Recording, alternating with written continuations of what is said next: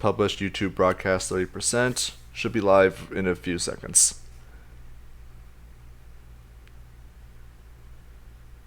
%. There we go, and we're live. That's what it says. Let me check really quick. Okay, yes we are. Yes we Yay. are. So, sorry for a delay. We were having a few technical difficulties and a few last minute changes as well. So, how's everybody doing today? Today is the the 2nd of September 2020, and yeah, we've got some. I don't even know what you would call this video. I don't follow this guy at all. Like TLG, I think his name is. He mostly, from what I've seen, makes videos about software stuff and, lightly touches upon the culture war, quote unquote, like circle of commentary subjects. And yeah, the stuff we were doing before the stream, aside from the technical difficulties, Heretic and I were getting some drinks. And earlier today, I don't know if I mentioned this yet, but yeah, Crispy and I found this listing for a freaking grand piano on Craigslist and someone was just giving it away. Yeah, they have the option to there's the option to get this piano for free. They didn't claim that it's new, but they said that it's working, so I assume that means it's refurbished, but still, like that is a hell of a lot of money, even if you do need to fix a few parts. Just give that thing away, so I don't know. I just thought it would be a fun banter topic. A grand piano. How much do those usually go for? Yeah, we looked it up, and the brand was Steinway and Sons, and they retail this particular one. They typically retail for around $30,000, but refurbished they sell for around 20. That's pretty impressive. There's a I'm sorry? What were you saying? Usually go for? Sorry, it undoes my push to talk. There's the possibility we could get a good chunk of cash off of selling this thing, and it's just a matter about transporting it mainly. Which, I mean, for that kind of money, I wouldn't even bother like hitting somebody up at that has like a pickup truck, giving them like $100 or something to help us carry it out. Yeah, that's something we were up to today, and I guess that's a good way to introduce somebody who is here with us today, Crispy, 2 Trains. I mentioned last week that I live counter-economically now, and anybody who's a regular in the Discord would recognize Crispy as one of the mods. Well, he is one of my roommates right now, so Yep. Go ahead and introduce yourself. Yes, I am Crispy 2 Trains. You'll probably know me from Discord. But we can barely hear you. Can you hear me now? Can you hear me better now? It's slightly better, yeah. Yep. Okay, I might want to take the phone cover off my phone because I'm using that right now because SO's on the PC. But so my push to talk's being stupid right now. Let me say this in a second. He's on his phone and he's on push to talk. Yes, I am on there. Yeah. Anyone, TLDR, I am Crispy 2 Trains. Anybody in the Discord probably knows who I am. I'm living with SO and Dud right now, and we are living counter-economically. Pretty interesting indeed, and it's an honor to be on the stream right now. Well, we're happy to have you. And you'll be able to join us in exploring this interesting example of stupidity and shenanigans.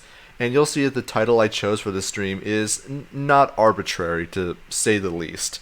As from what I can tell, well, I really shouldn't explain all that much, but you'll get to see. Basically, this is just this guy trying to give an open letter to conservatives, and by that I assume he means basically Trump supporters, to explain like why orange libertarian bad.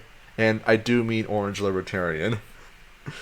Even though, well, that's the way that he describes it, and I don't think that we need to spend much time explaining why that's absurd to consider a politician to be a libertarian, especially one like Donald Trump. Oh. That's essentially what it is Republicards are libertarians, and libertarianism bad. Oh, and by the way, people have been saying this in the chat quite a bit, so I think we should at least point this out. Yeah, it's Hans Hermann Hopp's birthday today. Oh. Okay. Happy birthday, then. Okay, there we go. That's why the chat wasn't showing up. Yeah, so should we get started? Yeah, sure. Why not? All right, so starting the video in 3, 2, 1.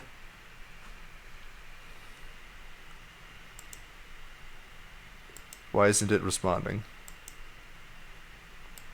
Let me try playing it.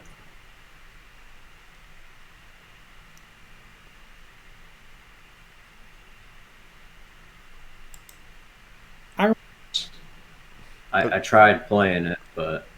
I got it. I think. I remember a time... It's... what's going on? I remember...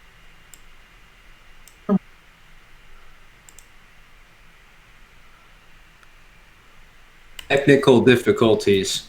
No, I mean this is almost certainly going to happen, and I can't tell. Wait, what? Yeah, I'll have to... Is it because of me and the? I don't think so. That's pretty shit when that happens. It didn't happen last stream, or at least it wasn't that big of an issue last stream. We had some echo going on last stream, but we didn't have... Yeah, let me try troubleshooting real quick. I'm just gonna... We didn't have a problem with the video not wanting to play. So I guess in the meantime, what else do you have going on? You could talk about on the stream, obviously. We should have viewer mail. Have people ask us what's like to live where we're at. Yeah, let's look at the chat for a second. Yeah, so what was that? I see Colt. How do you pronounce that? Kojoltad? Yeah, that guy. Yeah, I've seen him around. Hey man, how you doing? Conservatives call themselves libertarians all the time, though. I mean, yeah, it's pretty really common. Cringe. It's pretty terrible. And this is sort of like what I mean when I say that the Libertarian Party has done like profoundly more harm to the libertarian movement than like even the... Okay, it's playing. You pause it for a second? Alright. I've actually refreshed my page, and that appeared to work, but now I can't control it at all. I don't see anything, so you'll have to give me a second here. Freaking hell, I don't know why it's doing this. Okay, well, just back to what I was saying a moment ago. Yeah, what... Alright. Are we good, though? Because it's playing on my end. Yep, we're good. Alright, let me just turn the thing back on. Well, I just want to respond to this comment pretty quickly. Is one of the worst things that the Libertarian Party has introduced, because it is an organization that inherently operates around a political praxis. That is the assumption that societies are determined by political state-created legislation. Because of that, the libertarian strategy, from their perspective, would have to operate around a political praxis. And as a result, they ended up adopting a lot of, well, anti-libertarian positions. The least of which was trying to create coalitions with the other political allegiances set up by the state around the state's interests. Early on, you'd see libertarians trying to pay lip service to the Republican Party or the Democrats, who are trying to, legalize certain things, or are trying to proposing just the idea that certain things should be done to the political economy that would influence the political economy in a certain way. And that's precisely the opposite of the libertarian position, because the libertarian position attempts to act as a negation and a subversion of political authority and politics. So it's it essentially necessitates this sort of authoritarian dynamic with these other groups. But basically, my point is, because the libertarians began associating themselves with a political perspective, it became impossible for them to take, for instance, liberals or boomer conservatives trying to identify them essentially doing the same thing, saying, "Oh well, I want a 10% tax, not a 15% tax. It doesn't matter if that if what my argument entails is divorced from how states actually function, or the implications of people actually trying to act in the market." Whether or not that would result in them being coerced more by the state or not. No, I'm just saying from my perspective that it makes the government less intrusive. Therefore, I'm a libertarian, and because of that, it's kind of become lost what it means to be a libertarian. So, you have a lot of people identifying as libertarians, but they're not libertarians, and that's kind of a difficult thing for a lot of people to grasp. You'll see a lot of the vulgar, thin libertarian types pointing to the Libertarian Party or people like Ron Paul and saying, "Oh, look, these people, they came along and a lot more people started identifying as libertarian." But yeah, what these people are arguing is not actually libertarianism. It is it's like constitutionalism, but with the libertarian label smacked onto it. I believe we were talking about this yesterday and the day before on our Discord, where it was brought up that Ron Paul converted, I'm just throwing out a random number here, 10 million people to libertarianism, whereas me and Esso probably converted maybe, 10,000. And so from that perspective, you would think that getting onto the presidential stage, onto debates, getting people interested in identifying with libertarian ideas and libertarian values, presenting them to a mainstream audience, actually is a very effective practice for converting people to our way of thinking.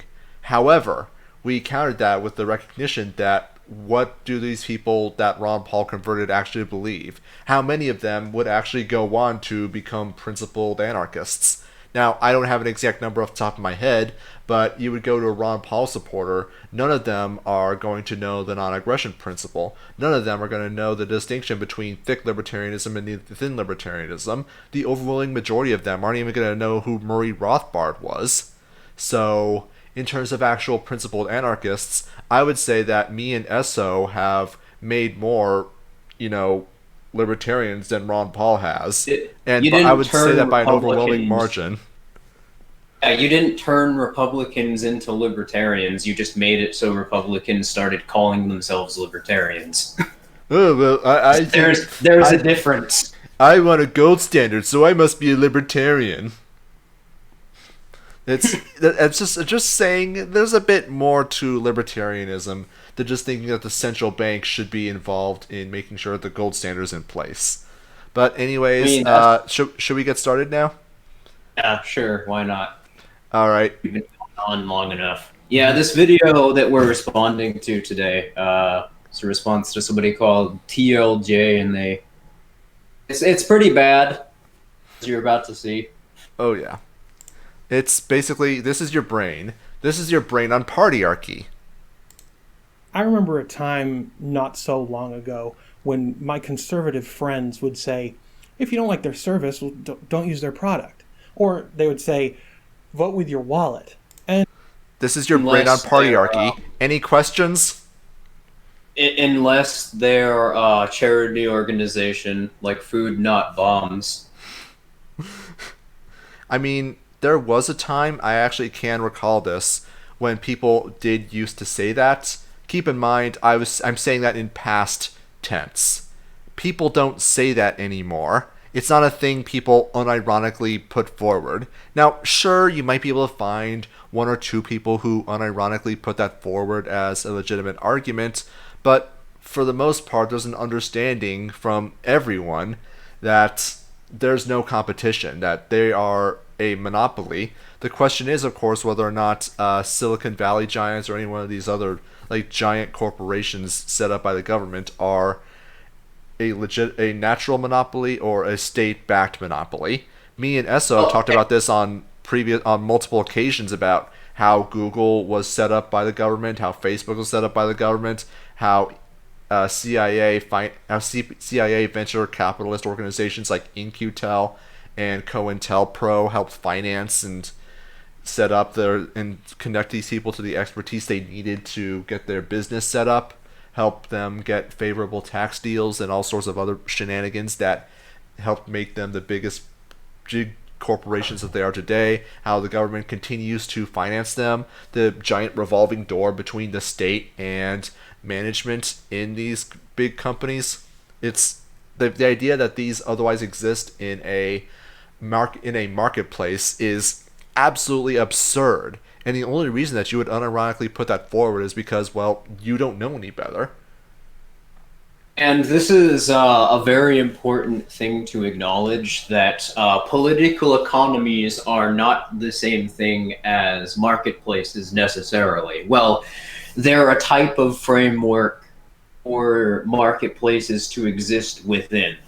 But in terms of what Austrolibs are talking about when they're describing free association, we are not talking about society as it exists, because down to the very market signals themselves, even absent of things like subsidy or state intervention created to try and externalize costs for certain actors, because of central banking and because of things like corporate globalization, essentially the game is rigged in favor of certain actors in the legal economy before everybody even actually makes the trades that they're trying to make in order to profit, because you have treaties created to monopolize the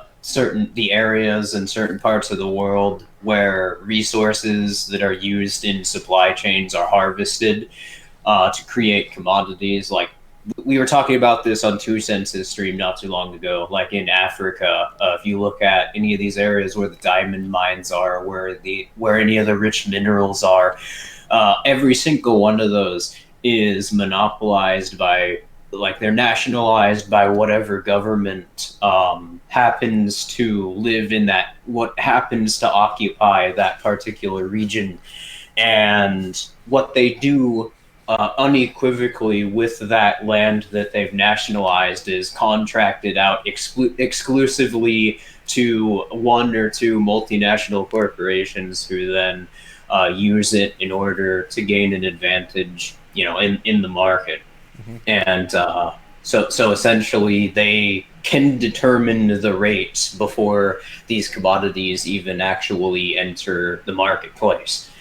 But my point, though, is that political economies are defined by manipulating interest rates and the way that things are harvested and the way that they enter into the market before they actually enter into the market. That's actually something that's very important to note about fractional reserve banking, which very few libertarians actually address, is how one of the major ways FRB creates distortion is because not all money enters into the economy, it equally. It goes into certain firms before others and gives them an advantage as a result. Yeah, So I just want to go into address some comments here. John Kiesel, I believe that's how you pronounce it, said, "What if taxes were laughably small, something like less than 1%?" You'll have to be more specific because there are numerous ways that the state taxes us. Some of them are less than 1%. But income taxes, which is like the biggest one, or at least the most noticeable one to the average ordinary person, well, when income taxes in the United States were first introduced, they were less than 1%, but it wasn't even a year before they went up to 2%, then 5%, and before you knew it, the top income tax rate was around like 90%. And this was, I believe, in the 1910s. So in terms of reducing taxes to some marginal amount, I mean, you're just relying on the goodwill of the taxman to just hope that they arbitrarily don't want to take too much of your taxes and are just willing to allow you to keep enough of it, which it's you have no control over it. It's completely unilateral. That's a relationship between you and the taxman.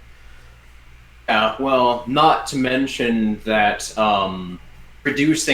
arguing that for a reduction in tax rates, even if we were to ignore the ethical implications, or how reducing the influence of the state with legal means is an incoherent idea because there's no such thing as a small government.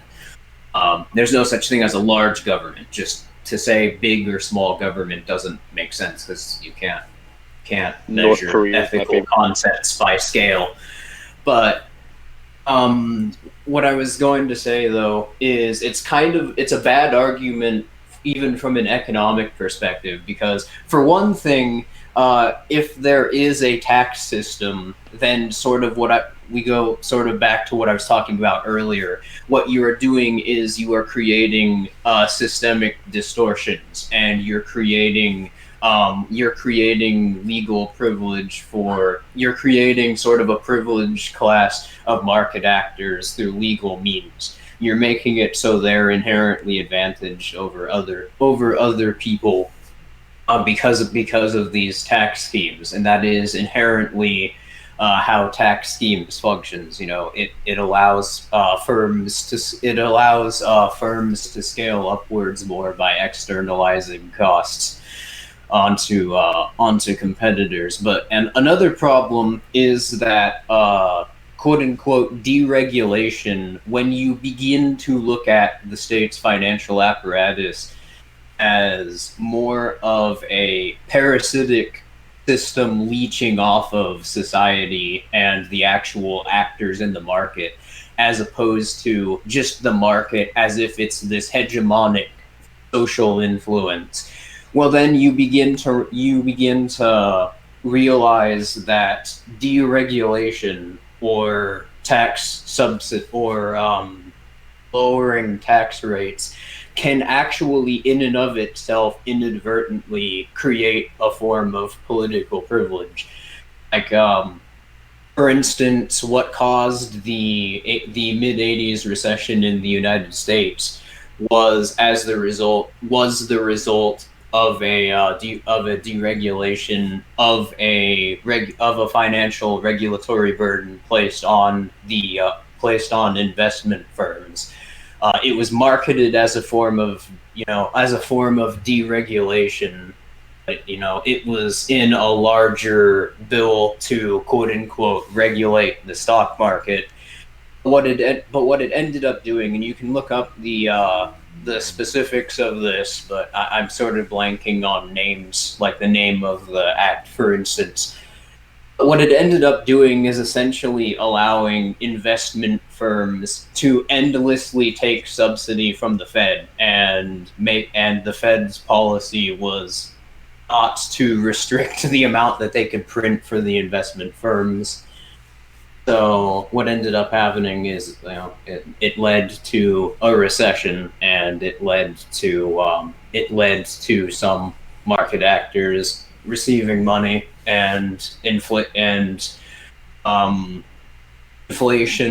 being put on, most people who were just trying to consume and were trying to hold up savings in these banks. All right. Now let's continue. We're only 12 seconds in. And they are my friends, would get as excited about free markets and competition as I get about Linux or Star Trek. And I remember a time when my conservative friends... I mean, I don't know what period he's talking about, but I mean, if you go back to any period in history, the Republican Party and the so-called conservative allegiance statists have always held the position of using free libertarian or free market rhetoric to festoon their political legislation and protectionist policy. Mm-hmm. The main thing about conservatism today is that it's a relatively new phenomenon.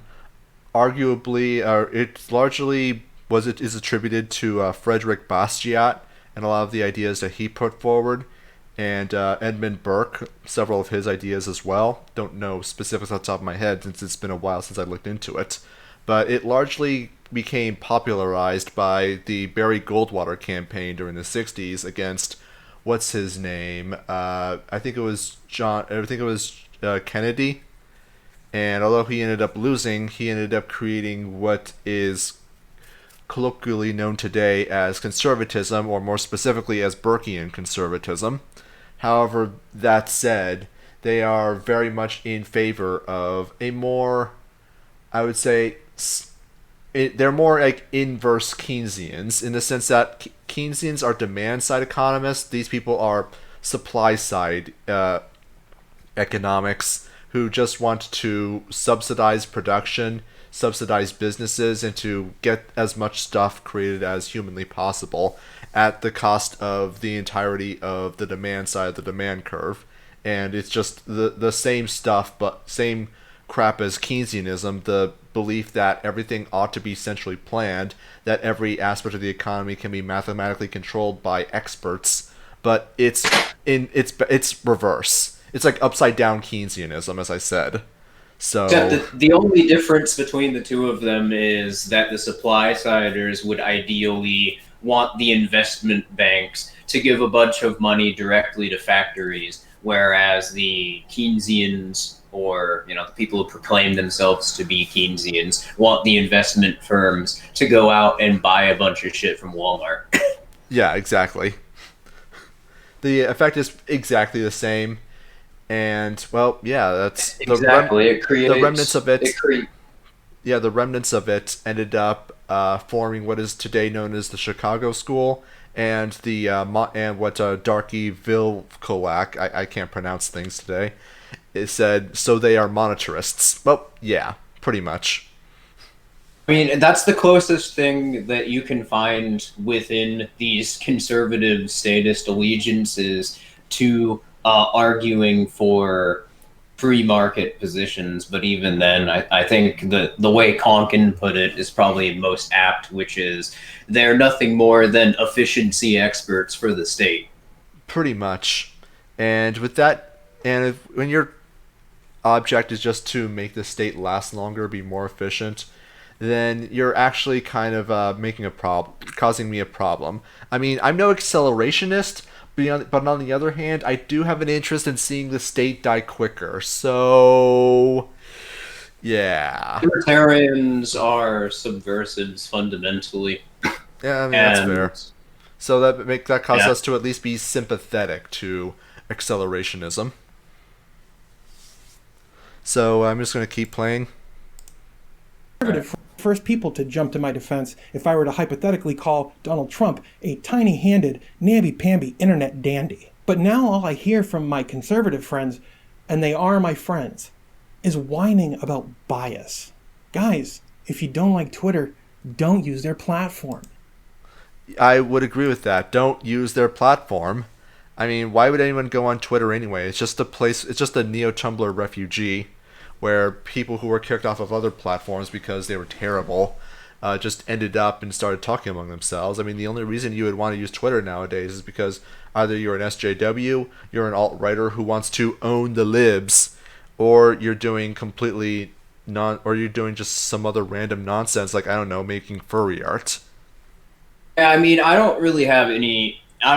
personally don't have any interest in that platform because, well, all the good people have been kicked off, or they get suppressed to the point where any attempt to congregate would just be a secluded bubble that's not seen by anybody else, and that kind of defeats the purpose. You know, I remember not long ago there was a big thing Donald Trump was doing about how terrible, bad, evil Twitter was.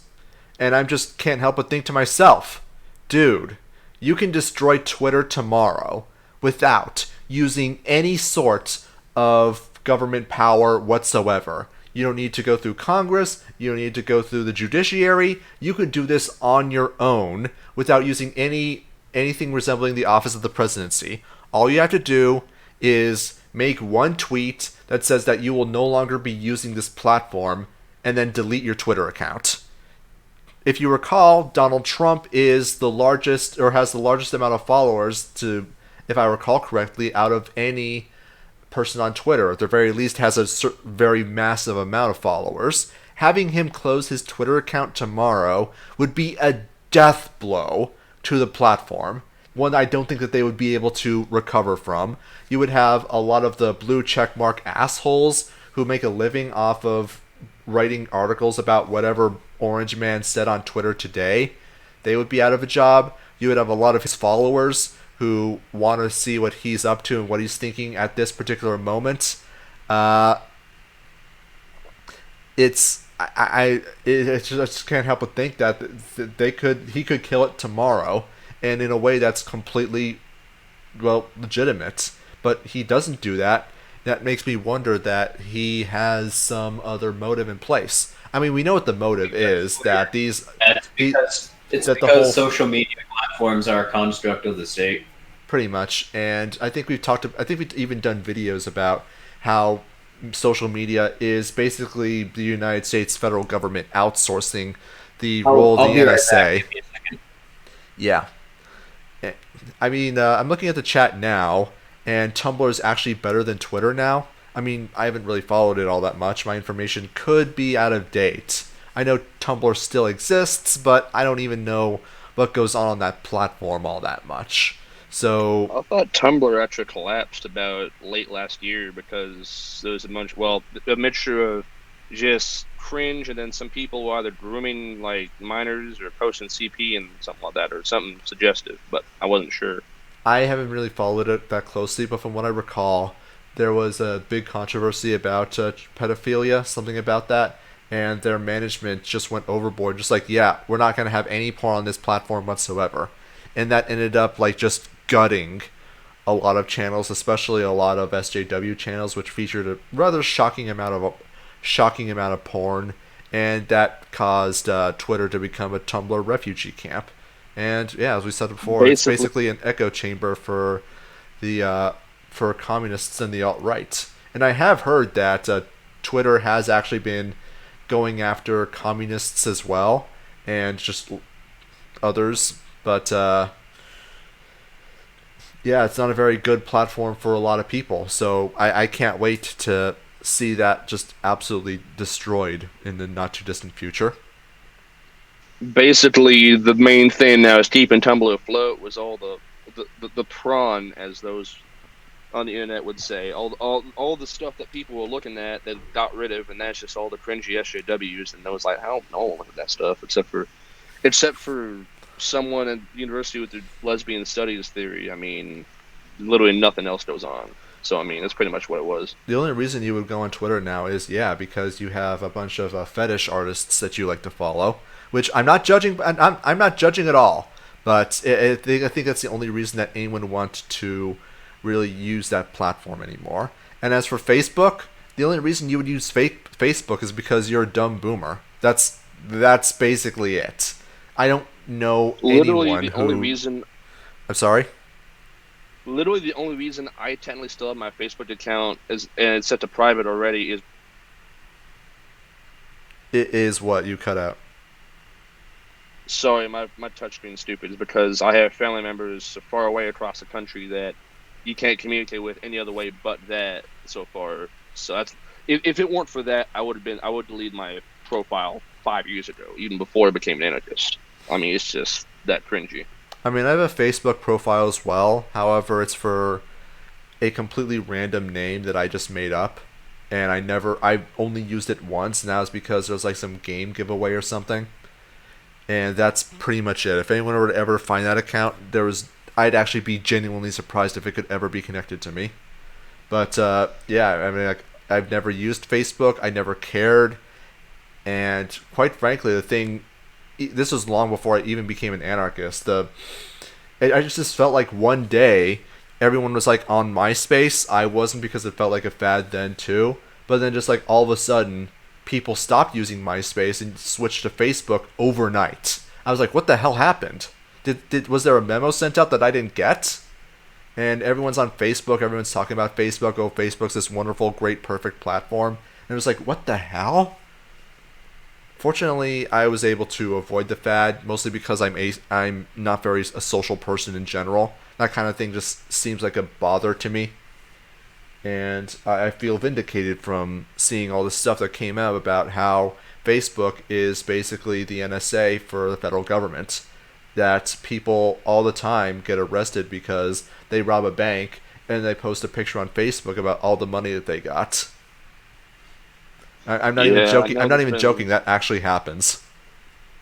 A lot of people I'm aware of, generally, and more of the like hood elements I know in my local area, unfortunately, have been dying that way, where they'll, even if it's not bank robbery, they'll flash money on it saying, oh, look, all this women flash money and guns, and then lo and behold, a week later, someone comes by and shoots up their house and they die. It's just like, well, that's, you don't flash it on it. And I see John Kiesel right now in the chat, literally, yes, ironically enough, the only reason I have Facebook right now is because of my boomer relatives. If it weren't for them, I would have gotten rid of it years ago. Because once my sheltered, basically, kid self for years realized, wait a minute, Facebook isn't all that it cut out to be, especially given I wasn't a popular kid in my school. It's just like, I mean, other social media sites did better for what I needed. It really wasn't needed that much. I mean, and even by that point, it was just getting to be boomers screaming at each other about, oh, Trump versus Hillary or Trump versus Obama or something like that. So it's just like, Discord's better. When I found Discord, I immediately fell in love. All right. Here's a question, Quispy. Do you want to be in touch with your boomer relatives? Yes, because I haven't had much contact with them my entire life, and I just want to get to know them before they pass away. Mainly my grandfather's siblings, but I mean, and also other cousins my age, but it's not that important. So if I really, really need to, I mean, just help them get onto a better platform like Keybase or what's it called, Matrix, and keep in touch with them that way, and then encourage them to delete their Facebook accounts. Try to find some way to convince them, that they would inform them about some aspect of Facebook that they would probably take issue with.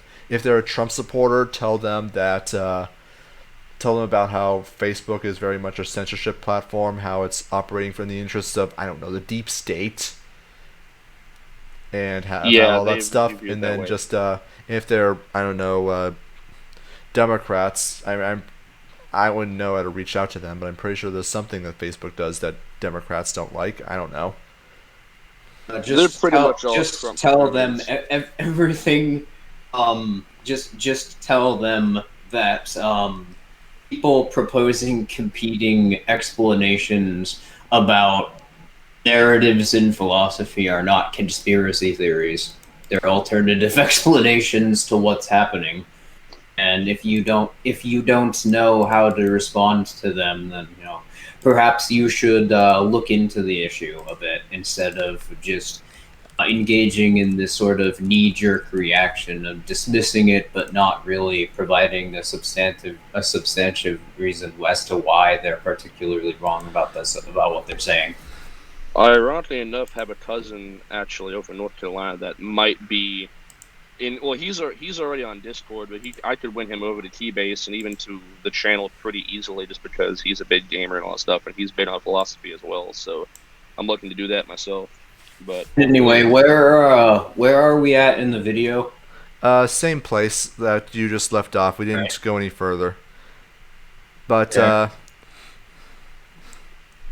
yeah, he's kind of going. He hasn't really gone on much further. He just said that like suddenly there was a shift from his so-called conservative friends defending him for criticizing Trump, suddenly rushing out to Trump's defense. How dare you say negative things about the God Emperor? Which, I mean, that's at least a decent criticism in the sense. Well, it's not a decent criticism in the sense that conservatives would argue that people should be censored, but in the sense that they're not skeptical towards the state when the state censors or otherwise abuses people who are critical of them. That is definitely a valid criticism. You can see this overnight. You could see this, I'm pretty sure you remember during the primary, and even afterwards, the Republican primary in 2016, there was a group of Republicans and conservatives who called themselves Never Trumpers. People who were not going to support for or vote for Trump no matter what because they thought that he was not going to represent their interests. And suddenly, like, come around, I think it was June or July or August of 2016, the Never Trumpers just kind of stopped existing. There were a few, but for the most part, they'd all flipped over, just like, yeah, Trump is the best thing ever, and he's going to lock Hillary up, and he's going to build the wall, and he's going to do all of these great and wonderful things that we know he's actually not going to do, because we said he wasn't going to do these things just a month ago, but now we believe his promises now. And I think it caught a lot of people, at least it caught me off guard, to see it happen to even members of my own family in real time. So, yeah, this observation is correct. Now, what conclusions you draw from that, they're entirely up to you, but, yeah, it's a thing. Well, all I will say in that, I actually am planning on writing a pretty long essay on that subject. All I'll say in the meantime is that it's not exclusive to the Republican Party in the U.S. You could see this pattern repeating in pretty much every state all around the world, and also in every party within those states, where the discussion of social organization or just what it means to be political is that everything is political, and everything that's political is just a cult of personality around either a figurehead or a certain number of figureheads, not actual beliefs, or not because those beliefs actually mean anything to these people, but just that you have these like glorious strong men figures who are going to do all these amazing things that appeal to these talking points that they would have those people 10 years ago would have just argued as ideas. Mm-hmm. Now, that's one of the things. It's not politics changing. That's just because the thing is, the discussion of politics has essentially always been like that. It's just openly jingoistic now, and based on the identity of figures that you like, as opposed to policy proposals. Mm-hmm. Now, Daniel von Strengel asks, thoughts on John Stossel? Is he a libertarian? I remember him being Oh. pro. Well, yeah, that's pretty much it.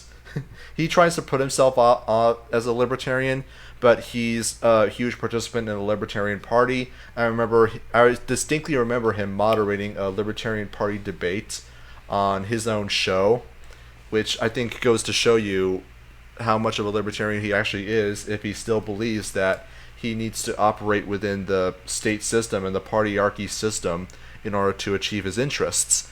And I haven't watched his show in a while, but if I recall correctly, he was a big advocate of so-called limited government, rather than, and any even remotely anti-government stance. He just wants it to be small. He just wants it to be limited to doing all sorts of things that the government is supposed to do, like literally everything the government still does, just less of it.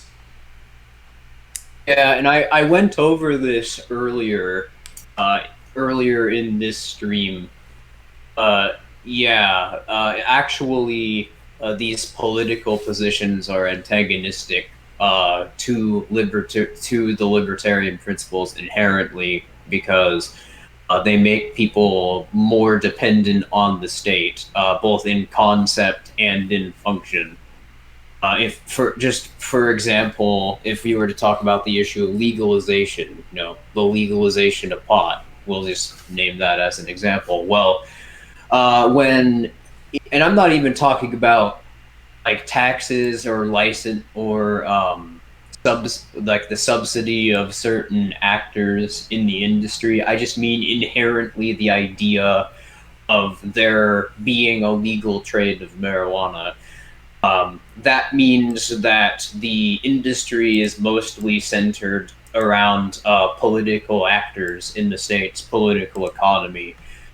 And that means that people who otherwise would have been able to freely trade weed where the state was antagonizing them, they're going to be protected by the state, but they're going to, they're at the same time, they're going to have all these, like, they're going to have immense levels of political leverage placed over them, and those state tools, those legislative decrees and state actions will also be used to suppress competitors in that market in order to try and keep it centered around political actors. So that is not a libertarian position. And I don't think that should be controversial, but naturally, this is exactly what we were talking about earlier, where the damage that Ron Paul has actually done to the libertarian movement, and this belief that we should operate through the state's mechanisms to promote libertarianism, at least as a marketing tool, because all he's really done is create a whole bunch of Libertarian Party supporters, as opposed to libertarians. But anyways, I think we should continue on with the video. Where's the thing? There it is. Pull yourself up by your bootstraps. Use an alternative. Use an open platform, or better yet, start your own. But see, this is the problem. Twitter is too big, and so is... Oh my god. Can we just kill this zombie lie that monopolies are a product of the market? I wish we could. Unfortunately, that shotgun that would be able to blow that head off, it is still being built. I do mean it is entirely a political conception that was intended to negate history. Prior to the 20th century, it was uncontroversial that natural monopolies were that was an absurd thing. Monopolies were seen, they were portrayed during the 19th century as something like by state media, obviously, and by the state itself. The concept of a monopoly was portrayed as something that the state did, and it is something that is good that the state does, because there are these licensed companies you can associate with, and because they're licensed, then you can be sure that obviously they're gonna provide quality goods, because mustatism. But that argument was absolutely being trashed by, most of by libertarians especially, quite a few different factions. They were pointing out the problems with monopolies and the sort of, the undesirable disproportionate social leverage that created, and how they didn't have the ability to justify themselves because they were inherently built upon various state interventions into our everyday lives, and built upon externalizing maintenance costs for certain political actors onto other people. And in the turn of the 20th century, what happened is I would say the state, but it was, I want to say it was one of the Carnegie Institutes, but one of these politically connected think tanks introduced the perfect competition model. And we've been dealing with the perfect competition model for a very long time. It's arguably one of the greatest curses in economics, as it ultimately prevents people from actually being able to explain how incentives and how people actually operate in a marketplace, because it creates this absurd hypothetical model that could not possibly exist in reality. And as a result, it basically treats any sort of market assumption and any sort of understanding of a marketplace as though it were some fairy tale pie in the sky kind of ideal that could not exist in reality. Not to mention that the models, or that the explanations that the perfect competition model usually results in don't really can never possibly manifest in reality, just on their face. It's pretty much acknowledged even by the think tanks that appeal to the methodologies that would have argued those positions, that a perfect competition model can't actually manifest in reality. So even the economic methodologies that proposed it were essentially saying, this is a thing, but don't actually take this as something that could happen in reality. This is just something that we're using to try and explain certain functions, which tells you the merits of positivism in economic theory. But the point is after the perfect competition model emerged, a lot of politicians would use that, especially after the favorability towards legal monopoly was waning in the late 19th century, to explain that monopolies were actually a product of the market. So they introduced early antitrust laws like the Sherman Antitrust Act and the Antitrust Act introduced by Theodore Roosevelt, in order to actually help these legal actors who were attempting to try and create trusts but failing because of various different things. The fact that trusts were inherently unsustainable because every actor within them has a interest to undermine other members of the trust, or just the fact that every time, if they tried the Rockefeller model of buying up competition anytime someone tried to create a company, well, that incentivized people to create a bunch of shell companies and just claim that they were going to use them to produce oil, and Rockefeller would give them an exorbitant amount of money essentially just for an empty warehouse. And that just resulted in losing money. And of course the real competitors never actually bid it. In fact, Standard Oil had 25 different competitors by the time the Antitrust Act of 1910 was introduced. So following the Antitrust Act of 1910, that was when a lot of these competitors started going, these competitors to Standard Oil began going bankrupt or began getting shut down by the government. So effectively what happened is antitrust was used in order to use the force of the state to shut down competitors of Standard Oil, the Carnegie Foundation, and all these other so-called robber barons that your textbook tells you were cutthroat free marketers that abused the free market system to coerce people.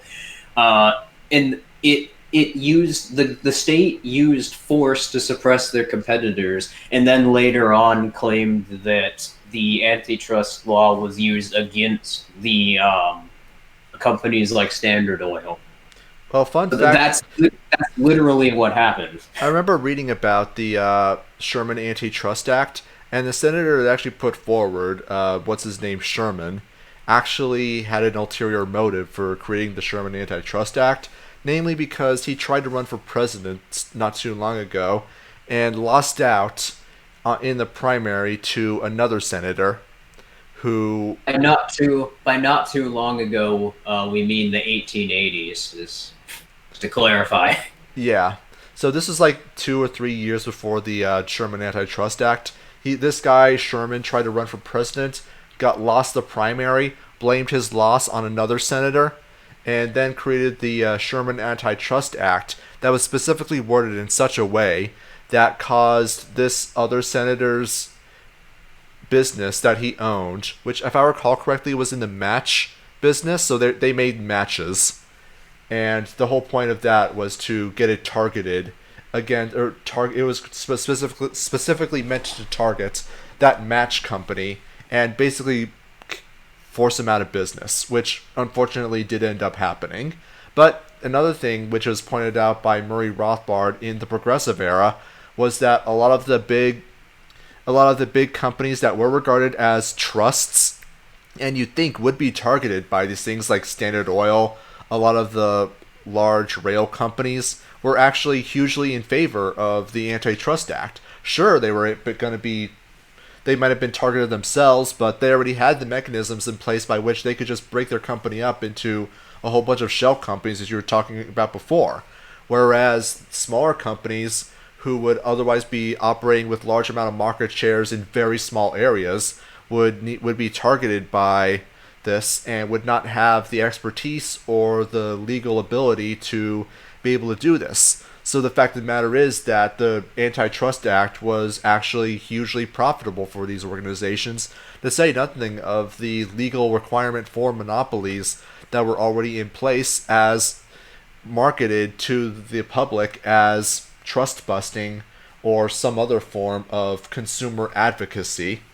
You have, for example, the Federal Reserve Act, which basically codified one of the largest industrial monopolies in the United States. The monopoly on finance and the monopoly on currency is controlled by the Federal Reserve Cartel, which is a cartel, by the way.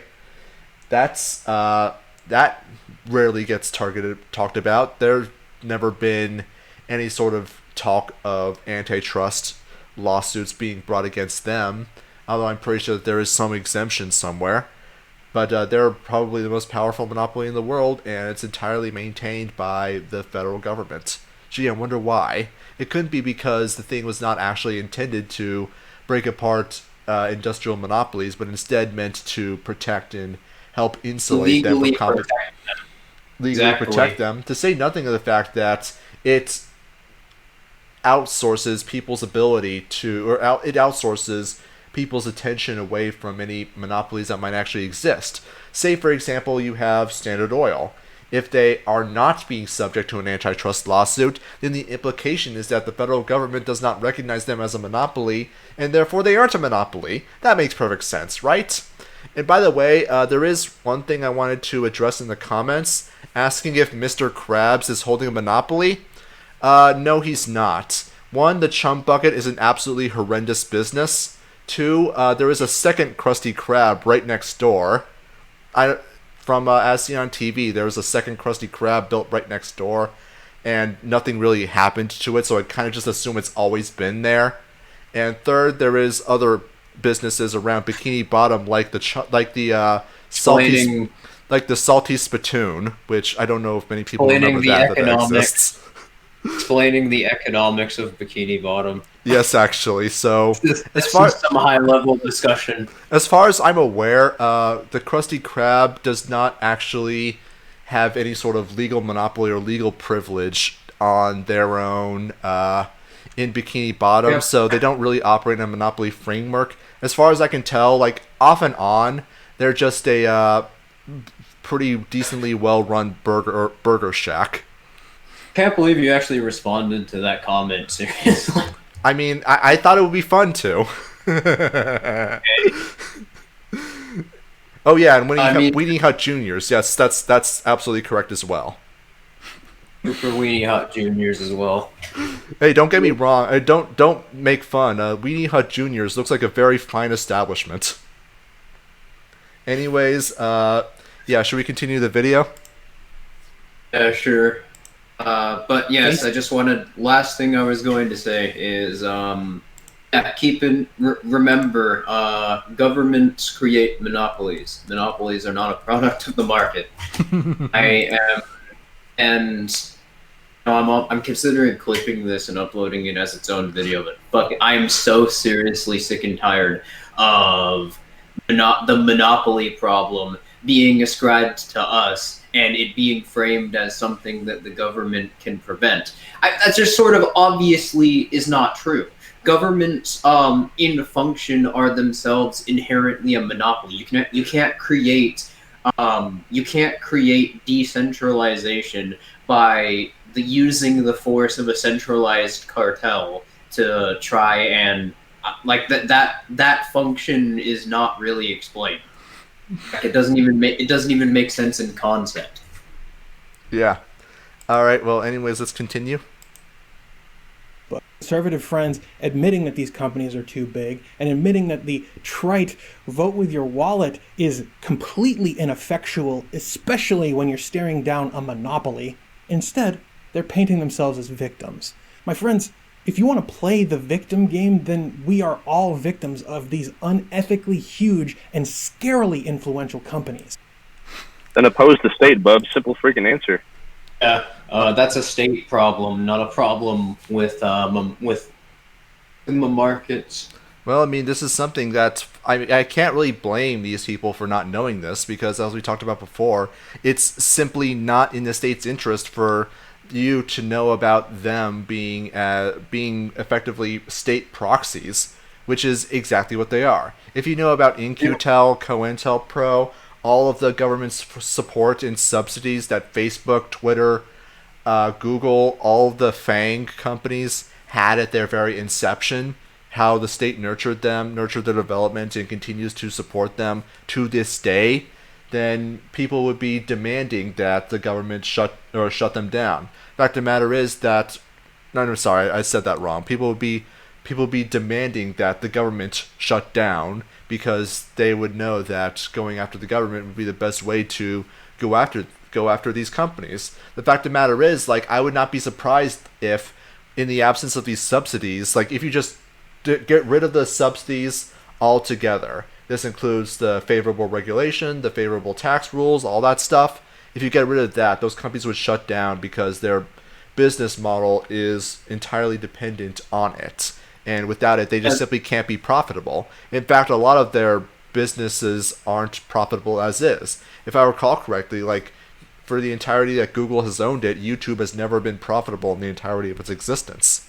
So I would not be surprised if... Sorry? I'm sorry.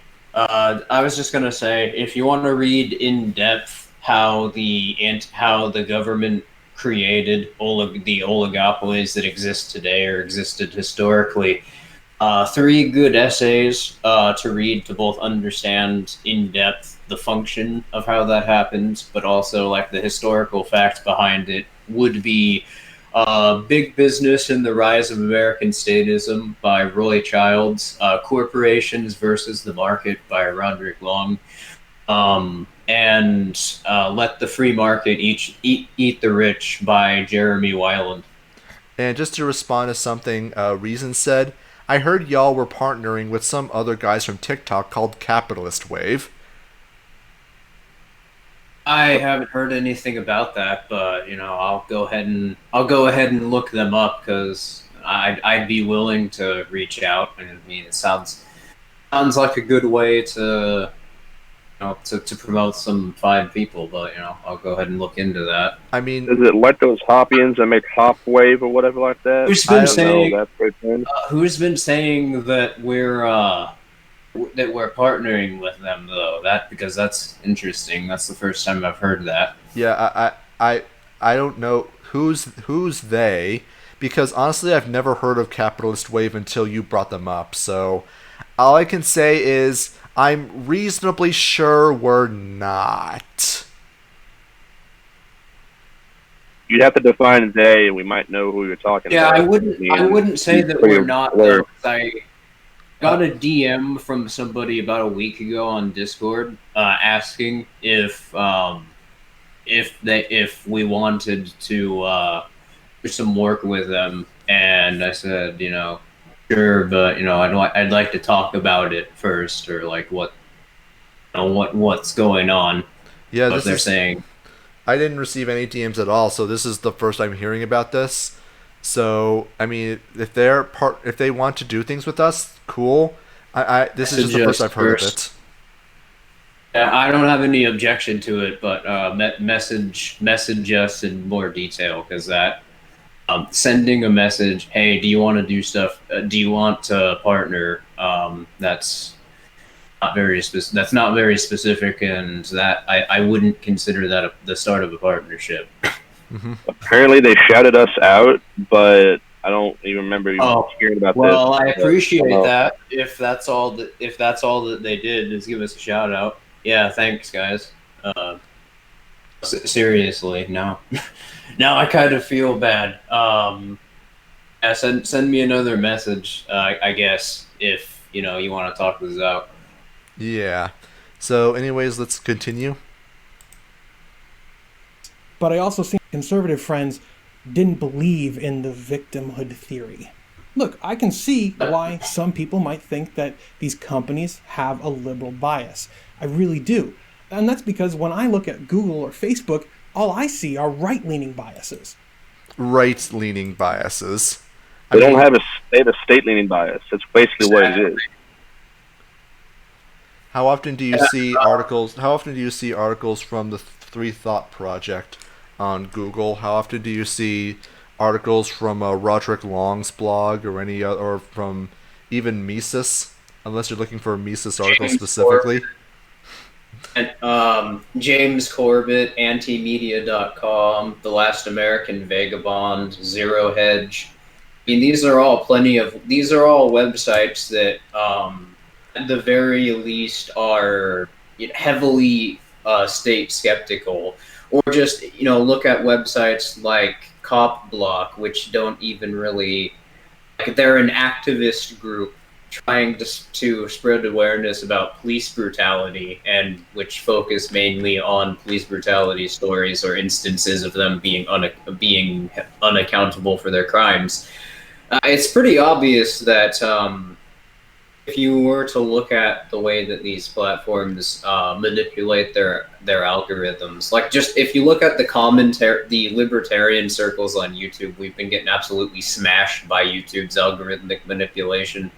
Meanwhile, you see Marxists and even neo-reactionaries getting boosted in the algorithms quite frequently, and with very little impunity. So I don't see. Well, I mean, I do see how people would come to this conclusion that there's a left or right bias. It's because they have the opposite view and they're looking at this from a tribalistic mentality. But in reality, it's just an authoritarian bias. That's what these platforms have. Isn't it interesting how the bias always ends up leaning towards either the thesis or the antithesis in your Hegelian dialectic? You never end up hearing third alternative positions, do you? Unless you specifically look for them. People trying to, it's not a third position, it's a refutation of the fact that there is a dichotomy. Fair enough. I mean, as has explained before in some of his past videos, the whole notion of my liberal media deep state is censoring conservatives is ridiculous, given that we know via Operation Mockingbird that the president and the executive branch is in control of. Of course, they're in control of the CIA, and the CIA directly controls state media narratives. So the idea. We also know that the policy of platforms like Facebook and Twitter are being dictated by groups like the Atlantic Council or the Council on Foreign Relations, which are nothing more than media cartels propped up by multinational governments, like multiple governments around the world.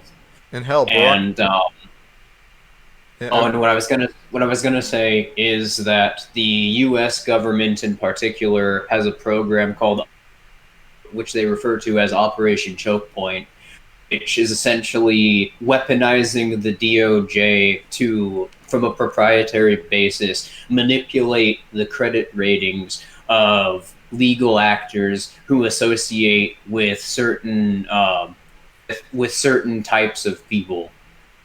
So, I would, if I were to guess, that's probably a better explanation of why people who promote certain ideas get banned from like Patreon or PayPal. It's not because these platforms actually have an ideological bias or care. Obviously not. They want your money. It's because the DOJ comes a knocking and says, "Hey, if you don't disassociate, we're gonna make it so like you can't associate with banks, and you'll get kicked out of the bank, and your bank accounts will get closed." I'm pretty sure didn't Tony Wilson actually go through that back when Defense Distributed just kind of taken down and flooded? Like, he wasn't able to get into his bank and nothing like that. They immediately froze his accounts, even though he didn't even technically do anything illegal. They just froze it. This is completely uncontroversial. This is absolutely uncontroversial. The DOJ, you can find articles of the DOJ freezing people's assets. Well, that's essentially what that is. That's the DOJ telling banks that they have to banks have to disassociate from certain people that they deem it's politically unacceptable to associate with. And, usually, like, most people don't bat an eye because, the government calls them terrorists, but whether or not they are, the point is that the government absolutely has the power to do that. And, whether or not it's legal doesn't matter. They have a monopoly on finance. So that is inevitably going to happen. All right. That's why we got to work around it. Yeah, and so I know someone's trying to post a link in the chat, and yeah, don't do that. You gotta do something like YouTube DOT.com.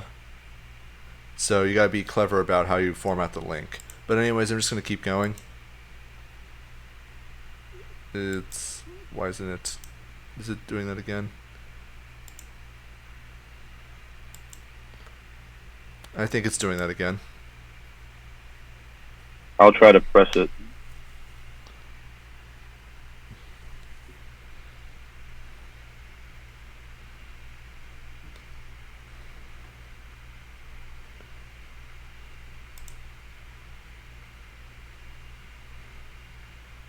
Can anyone hear me? Yeah, I can hear you. Did it work for you that time? As well.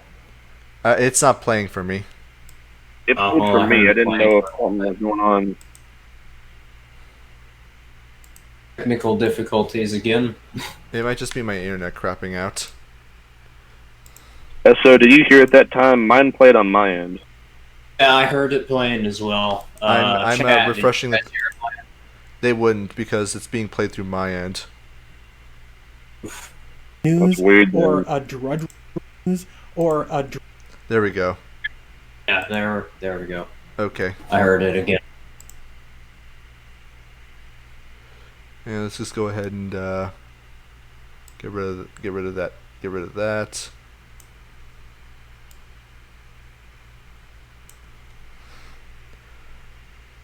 All right. So let's go ahead and go. Drudge Report article on my home screen on my phone. A Drudge Report article. Drudge Report doesn't. Or a Fox News article. Drudge Report doesn't do articles. They're a news aggregate site.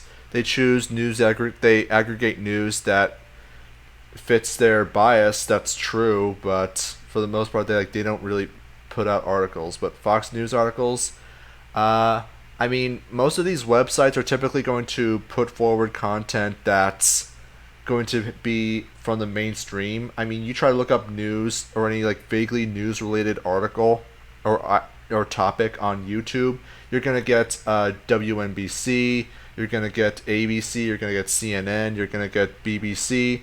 Also, like 2 or 3 whole pages of just like mainstream drivel before you even get to some news commentary video that's usually going to be better and more informative than these charlatans who get paid millions of dollars to lie to people daily. I mean, all this really is it's a good case against the notion that this bias in the algorithms are based around political allegiance, because they're really not. As he correctly points out, Fox News, the Hoover Institute, Drudge Report, they get propped up quite, in some pretty comfortable positions in YouTube or Google's algorithms.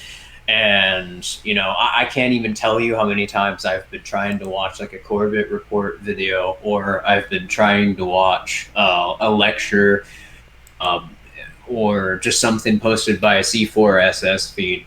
And the video that YouTube tries to autoplay to is Thomas Sowell trying to talk about academia, or Tucker Carlson explaining why American Nazism needs to be implemented.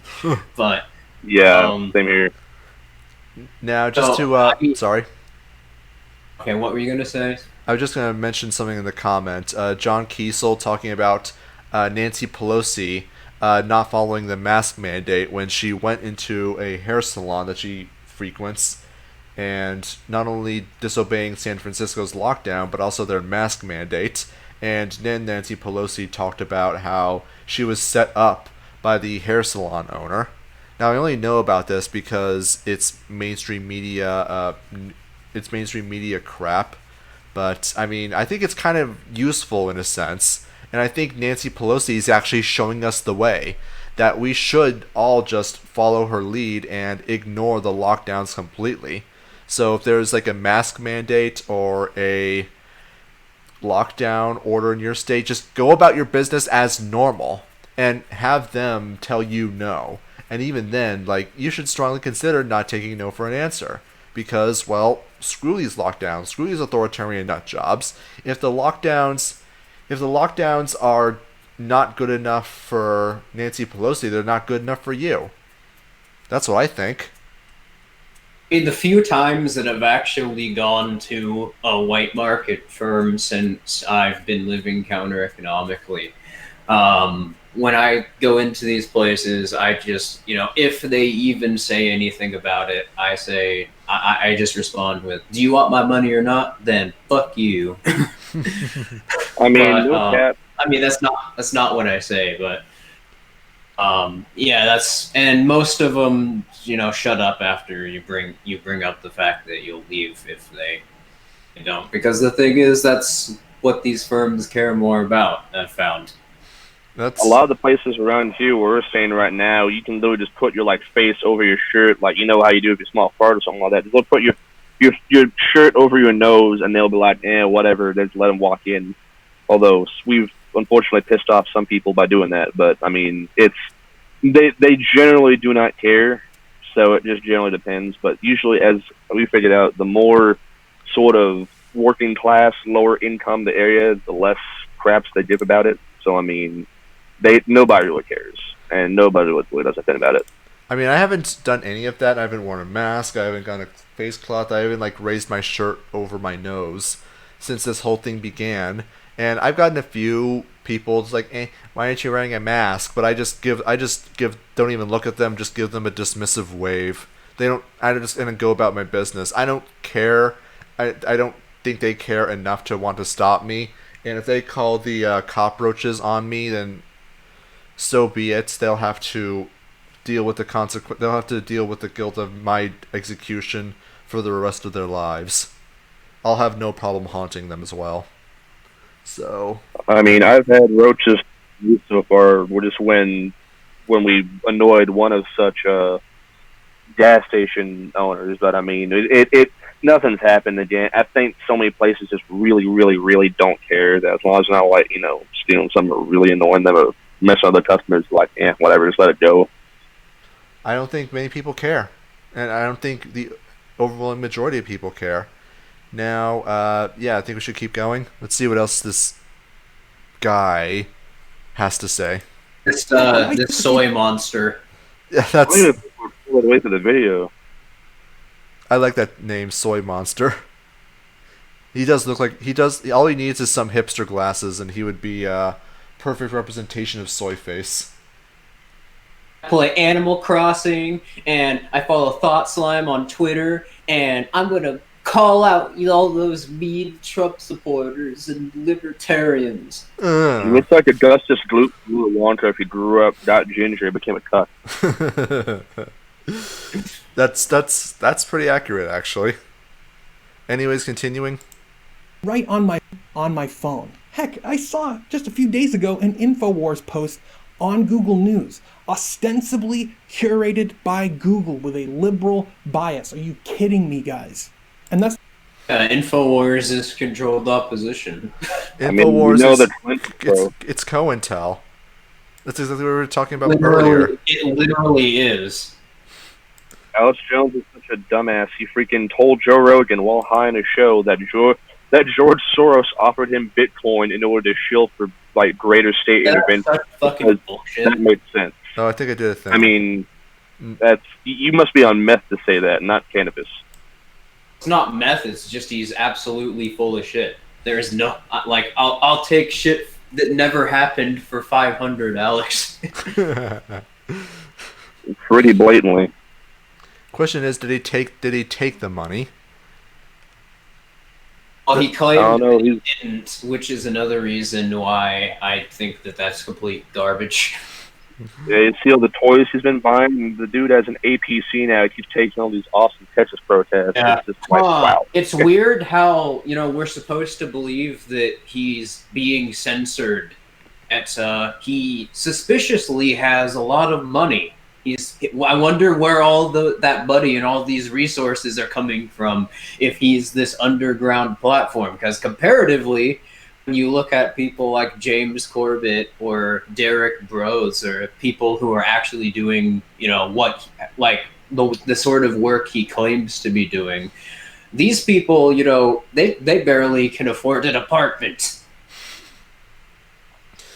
Oh man, just freaking to keep the sites up. It's always kind of weird. It has weirded me out that the guys clearly has some very impressive production values, as do other groups like the Young Turks, but we already know that the Young Turks are subsidized by governments.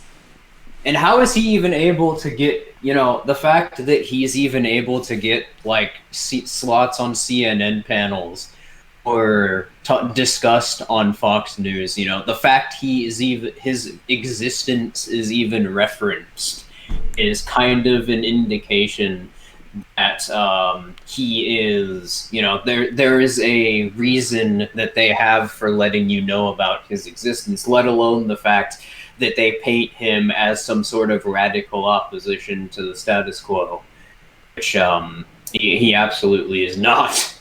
Derek Bros, speaking of which, just went on a rant about this the other day, calling him out essentially for everything that I just mentioned. Mm-hmm. Oh, and by the way, on the topic of money, if you do want to support this show, we have a tip jar in the description of this stream. So yeah, plus you'll be able to interrupt our program and get your message read out through text to speech. So if you want to say the gamer word on stream, that's your chance. Sorry, Being a word. I'm just You're gonna get sorry. your account banned. Probably. I mean, I was kind of expecting that to happen one way or another anyway. So it's not really going to be a big surprise. But anyways, let's keep going. Are you kidding me, guys? And that's not even counting the number of articles that I see on Facebook or Twitter where there are outrageous and decidedly conservative headlines. But truthfully, none of that matters. Social media is disgusting, not for the bias that the platform may or may. Those cuts are kind of jarring. It sounds like he was in the middle of a thought, but then he realized like the thought that he was in the middle of and wanted to complete was pretty dumb and decided to just move on to another thing. But he's also apparently too lazy to just repeat the line that he was going to say. So I kind of wonder if this was just like a 30-minute rant that he compressed down to 8 minutes. That wouldn't surprise me. I mean, it's if you're gonna make a nonsensical video like this and you just want to spam out content like this channel appears to like to do, then I mean, it seems like a way to make videos. Yeah, I mean, I'll give him this much for being off the cuff. His presentation is decent. But, yeah, just in general, there's a reason that people use avatars and stuff to make their video, because most people don't usually have a lot of people have radio face.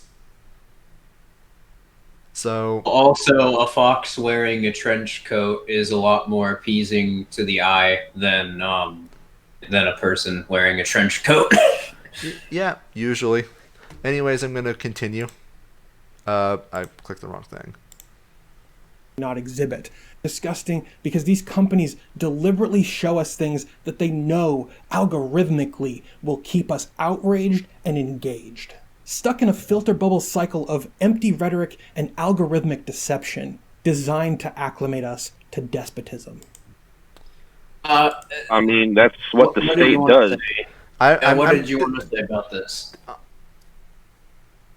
I mean, I could go on ahead and just say, I mean, that basically he's trying to blame what supposedly happens by companies, or what the state does on companies. They're trying to get what's the word I'm looking for? They're trying to rile up people and get people tribalistic. It's like, that's true, but it's not companies doing it; it's the state doing it through companies. Yeah, that's so exactly because let me just finish this real fast.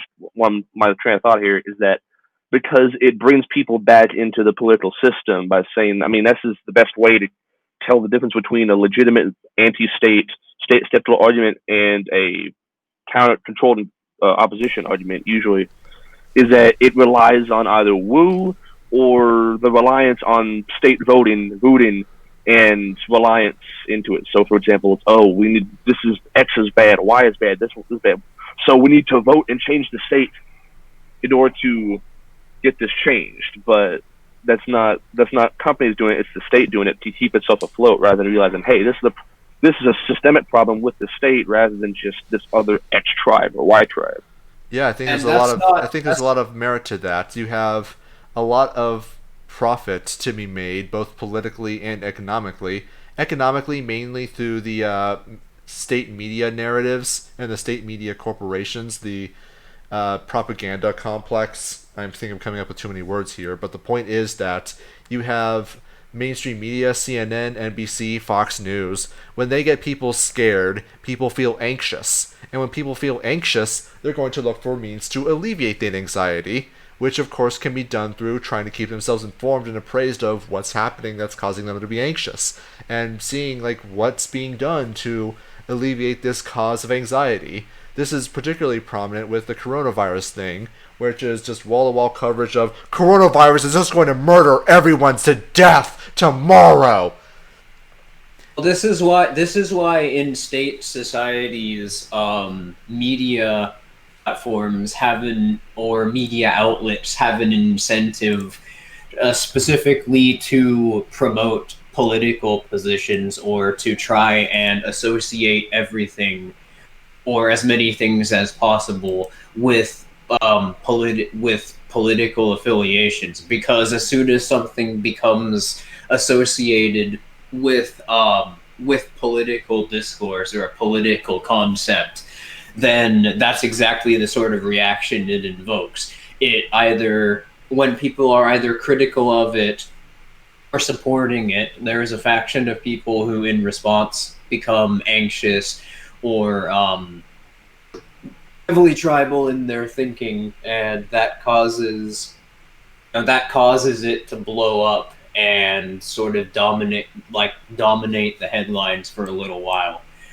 I mean, Like if you were to look at just sort of an archetypal example of this thing occurring, go back 4 or 5 years and look at the culture war scene. Like a lot of the subjects being discussed, like you remember those BuzzFeed response videos, or well, a lot of these videos weren't even actually responses to intellectual arguments. In fact, the majority of them weren't. They were responses to media outlets like BuzzFeed or MTV trying essentially to anger troll people and to make hot takes become sort of pretty much everywhere for a while. And like, so in a sense, it works as a sort of guerrilla marketing tactic. But it is dependent on the existence of a political system, because if there is an internal assumption that these things influence legislation and that legislation influences your life, then there's no psychological reactance, because it can't make you anxious or it can't make you tribal. There's no tribal mentality there. So the state has a decent incentive to manipulate the media in order to promote its own existence or to propagate the idea that it's necessary in society. And these media outlets have an incentive to engage in politics in order to grab attention, which is how they make money. I mean, going off of Filthy's example, for example, what's one thing that I've experienced a lot myself right now recently, and SO can attest to this, is that, for example, in my hometown, there has been pretty much protests and earlier on riots in this local area due to a unjustified police shooting that occurred here in my hometown. Some may or may not know where I live or whatever, or what town it is. You might be able to guess, but effectively, for example, the state-controlled outlet like Fox News tells the boomer, my father who's conservative, oh, there are riots out here and these people are going to go, and literally telling them that there will be African Americans on the street beating and raping people and killing people, so that they get panicked and go and support either just the conservative candidates or support more strong arming of basic citizens of any race by the police. Yeah, you need the states to come in and protect you from the black people rioting and looting in the streets. Yeah, unfortunately, my family has gotten so far gone that they're literally unironically saying stuff that sounds like white supremacist shit from the 60s. And to the point where they're saying this, and lo and behold, when you look at the actual protests, the only aggression of the protests is on the cops. There's none from the protesters at all. All the arrests are from resisting arrest. Yeah, this is what I've touched upon. We were talking about this in DMs. I want to say it was a few months ago, Heretic, but I've proposed the idea that the culture war itself, it was inherently started by the state in order to try and lead people towards identitarianism, because that seems to be the inevitable conclusion of this sort of culture war media dynamic. Is people become they associate their own identity with political affiliations. Everything is associated with political affiliations, and therefore it's a lot they start to lose the ability to even understand why the concepts they're arguing for are sort of legitimate from a philosophical or principle perspective. They just understand it as an identity. and that's caused the state in and of itself to start sort of appeal to people in this way, to where they have less of an incentive to justify to consider why the state has to justify its existence, because they have an even more difficult time differentiating politics from society and their own identity. Yeah, and To respond to you were actually talking about that for a good amount of time last year, and I remember we were having conversations about that. And I think that there is a lot of merit to that theory. It definitely shoehorns people into another Hegelian dialectic, both of which assume that the state needs to be in the center of society and to impose a kind of cultural preferences and cultural norms from the top down. And both of them, the Marxoids and the white nationalists, all argue for this vociferously. So it makes sense that this is exactly the kind of dynamic that the state would want to create. And more importantly, you can see this a lot in how the media portrays certain events, where they're either speaking favorably towards white nationalists or not at all, or talking about them how they're the worst thing ever, or the BLM and the Marxoids and how they're the worst thing ever or the greatest thing since sliced bread. Ultimately, creating a perspective that there were only two sides to this debate, even though, let's be completely honest, the overwhelming majority of people, especially in the United States, do not agree with either side, think they're both full of it, and the actual number of people in these protests, these riots, or whatever, these counter-protests, are actually very small, constituting maybe thousands of people in total who get bussed across and flown across the country. I mean, I actually not really heard about, but I had a family member who flew into where I live from the New England area, and they got onto a plane, and the other passengers on it were all like BLM protesters, every single one, with maybe a couple differences. And they don't really look like the kind of people that would look like that they would be able to hold a job, that they would be able to or be wealthy enough to, or rather successful enough to go on business trips. So it really begs the question, where did their plane tickets come from? Now, this is of course anecdotal, but it does suggest that they are being, bussed around, being moved around to wherever the riots are scheduled to be at any particular moment. It's actually a very small number of, for lack of a better term, professional protesters being flown around, bussed around in order to create these grand media spectacles that are going to try to drive people towards one of the two pre-arranged and pre-designed perspectives and philosophies that all further the interests of the state. Because if you've noticed what the way that this dichotomy is being promoted in state media, it is an explicit attack on a certain set of identities or beliefs that people ascribe to themselves that don't even necessarily have to do with political allegiances, but they try to associate those with political allegiances. You can see this especially with the Antifa types. Certain cultural attitudes are associated with fascism, and fascism's associated with a whole host of people.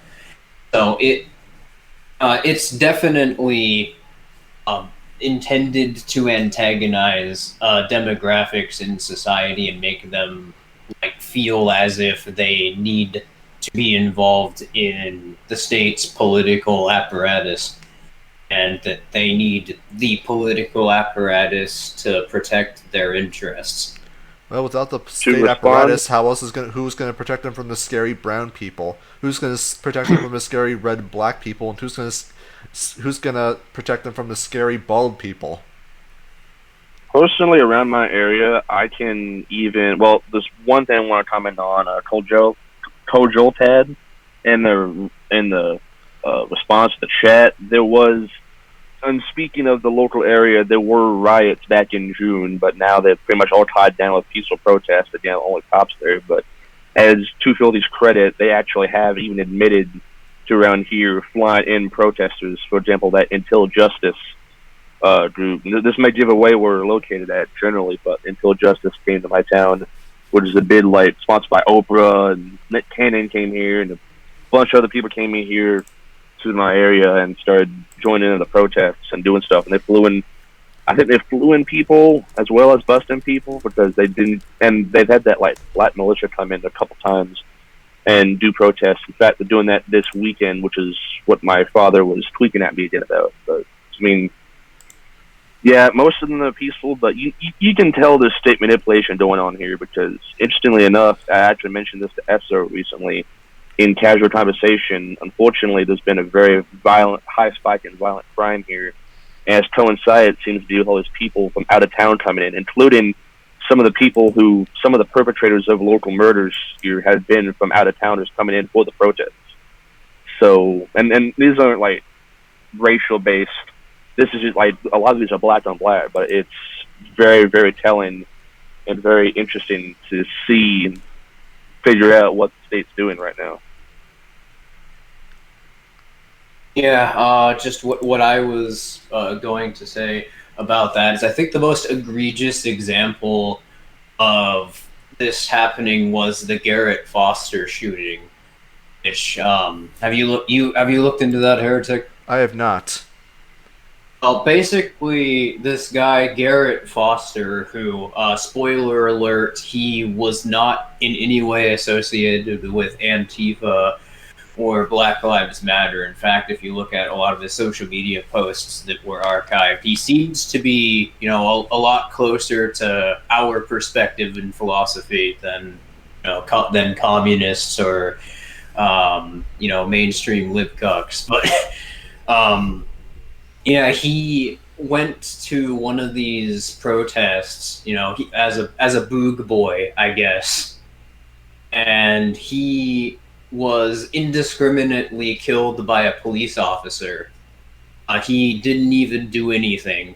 There is a video of it, so people will attempt to, this is what I was getting at, but there have been a lot of, libertarians and the people who, well, for one thing, are supposed to be skeptical of state tyranny, but none are also supposed to be libertarians, who were responding to that by defending the police just on the grounds that they killed some, but they called a communist, and they outright lied to defend them.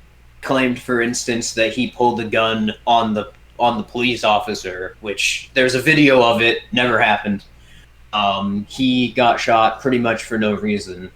And the police officer who killed him went to his fucking funeral and started harassing people there. And I've seen libertarians, especially of the Hoppian variety, saying LOL based or responding in that way on Twitter.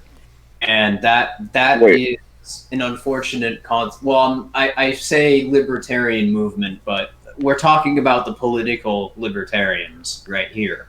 Keep in mind that the Hoppians are the people who believe in post-birth abortions.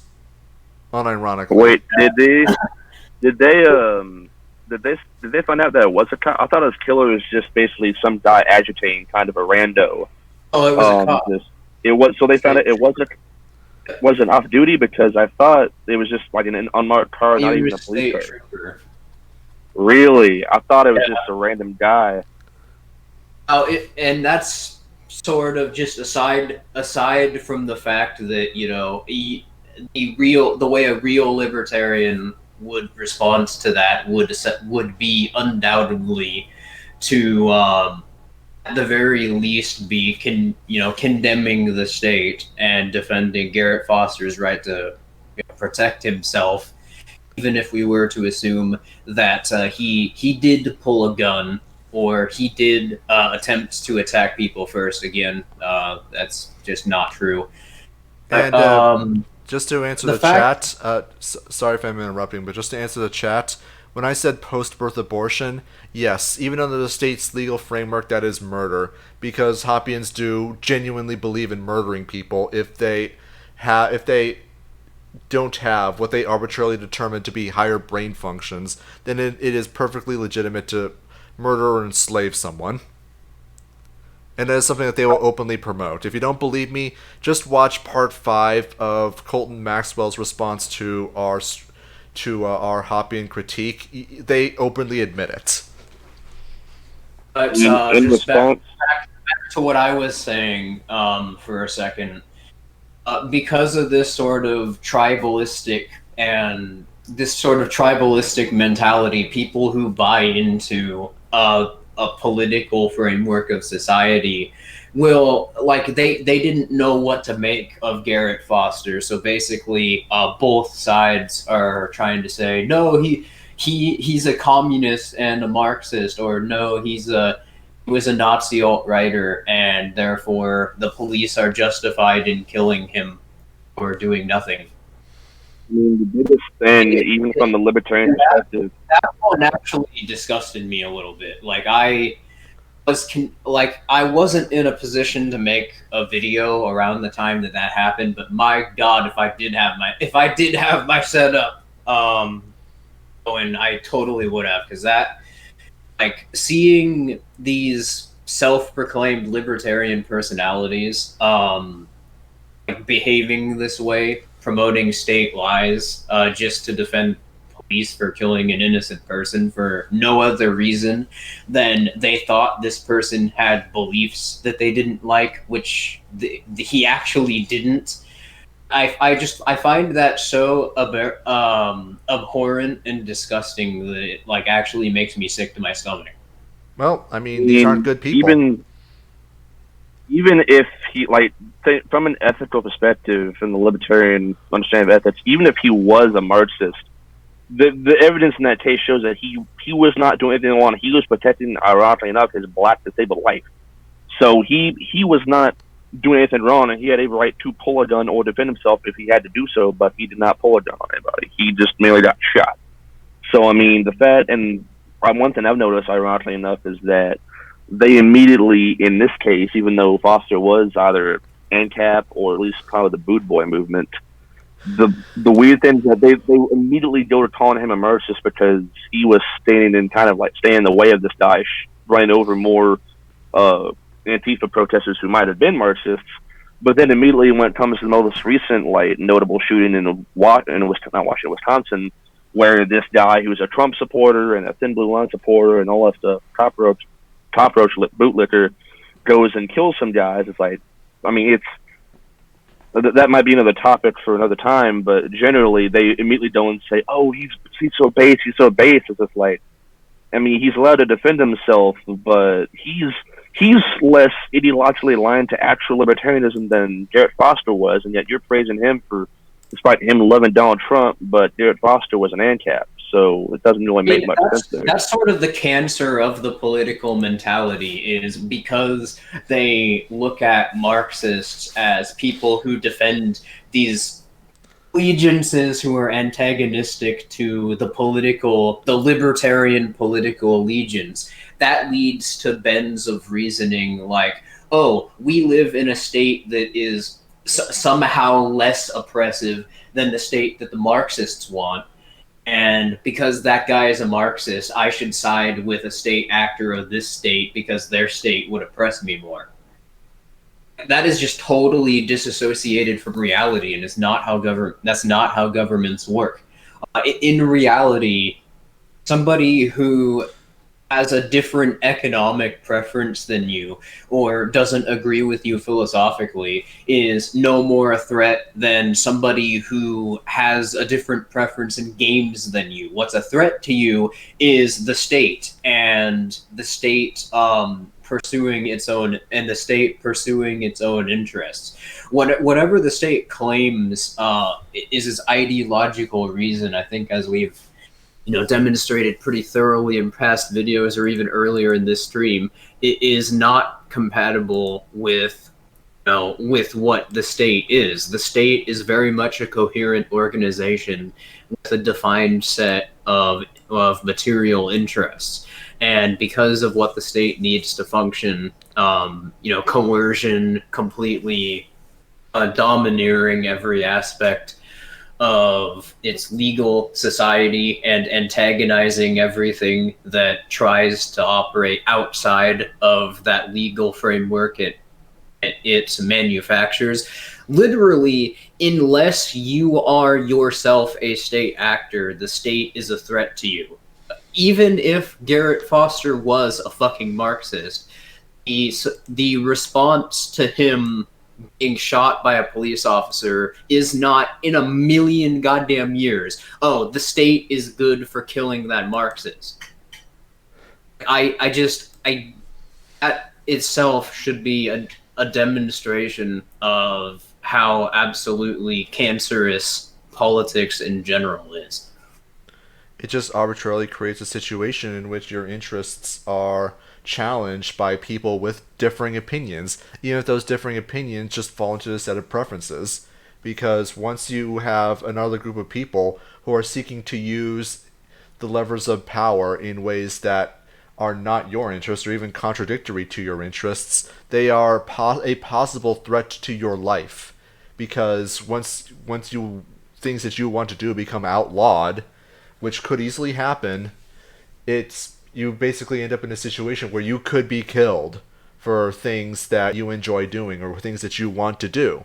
So it makes sense that people will see things like the communists being attacked or Marxists being attacked by police as a good thing, because they want to see the people who are going to use the levers of power against them being killed by the levers of power that they're trying to use. And this is great and wonderful, but yeah, it's going to be great until it gets used against them. Now, that's not saying that we should make alliances with the Marxists at all, because we know that the Marxists are, one, completely unprincipled, and two, will turn against us at the quickest opportunity. Of course not. However, we should recognize that we can actually come to a common ground with communists, and we actually can make arrangements that mutually benefit us both. We don't have to agree on everything, but we just have to agree to go our separate ways once the job is done. We don't have to agree at all. Except at the point, the only thing we should agree on is fuck the state. It needs to go. Let's get rid of it. Let's work together. Afterwards, I don't know if I would put it that way. I wouldn't ally with them at all. But because there are some specific strategies which are subversive in a counter-economic way that people of those particular allegiances would embody, i.e. anarcho-syndicalism, or it would be very easy to convince those people to be libertarians also, because for one thing, the Austro-libertarians have an even more radical critique of any political economy than even Marxists do, which is just that political economies and the state are a bad thing, and they necessarily conflict with social organization and the nature of what it means for a society to exist, and therefore there's a reason for people to subvert them. But the other reason why it would be easy to win them over is because as Cody Wilson has argued, they've already largely accepted a lot of the libertarian premises about authoritarian societies. For instance, just that they are a generally undesirable thing because they allow people to have unaccountable power over others, and that the society that exists is unjustified, specifically because of this sort of this sort of it's kind of difficult to to sell this to a libertarian audience, which is why I'm having a tough time articulating it. But I'm not saying you should go out and make coalitions with Marxists. Obviously, I'm against politics, and I of course am a property theorist. So I'm not anti-property, but essentially what I'm trying to argue is that libertarianism is actually something that I think they would inherently agree with more. Like the people who are attracted to Marxism would be attracted to libertarianism more if it were presented properly, for exactly the same reason as people are attracted to libertarianism. Basically, going back to Filthy's points, I mean, the thing. No, I got this a lot, especially from Hoppy and types of, oh, if you're defending Garrett Foster, even though listen to Marxist, you're defending Marxist because he was protecting Antifa. So, well, you got to realize that. Kiss my dick. Marxists are people too, very stupid people, but they're people too, and they have their basic rights as individual moral agents. They pretty much don't recognize that of themselves or really in other people, but they do have them. So you don't just get a free pass. Oh, he's a Marxist, well, we can go and shoot his ass. It's like, oh no, not necessarily, bro. But I mean, yeah, you don't make coalitions with them really, but respect them as individual moral agents. And also, I'm just going to read something. I'm just going to address something someone said in the comments. Insurgent said that Murray Rothbard advocated seizing the means of production.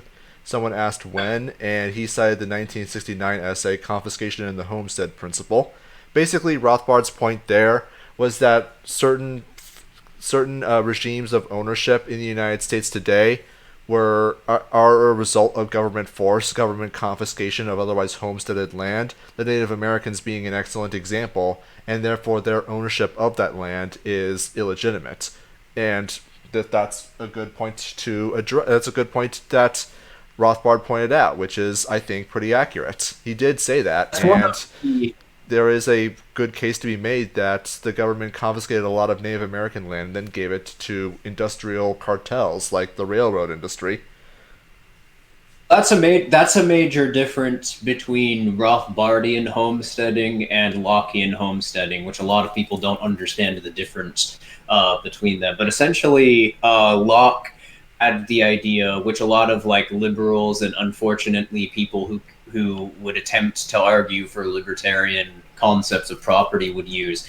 Locke had this idea, sort of the same idea that Hoppians have, that the way that land and land ownership claims are defined in state societies were a natural product of homesteading.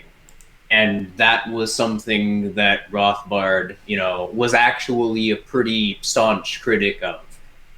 He actually promoted Mises's take that a lot of these land claims, as defined by the state, were creating systemic distortions and could not be defended by under any concept of homesteading because they were actually defined by legal force, like the Enclosure Act. So the early to mid 19th century in Britain would be a good example of that. And as a result, there's a sort of necessary difference between how Rothbard and Locke would come to the concept of homesteading, or would look at how land exists in a free society. I'm not suggesting Rothbard is against the notion that owning land is a valid concept of property. Just that when we talk about land ownership, we should understand that as it exists in modernity, A lot of these land claims could not be defended by homesteading. A lot of these properties would probably be seized simply because no one could demonstrate ownership over them. Mm-hmm.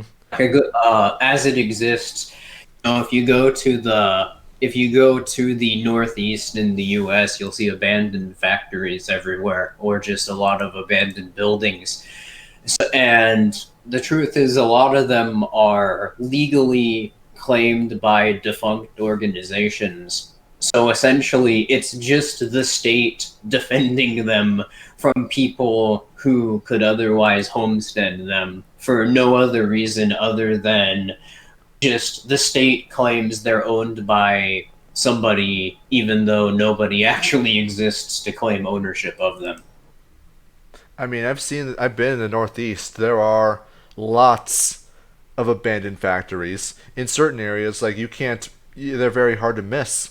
I mean, sure, they're kind of cool to look at, but you can't help but imagine like all the cool things that you would do with it if people were allowed to just simply use it, homestead it, or just buy it. Instead, they kind of just hold on to it, and it just sits there, just being a remnant of some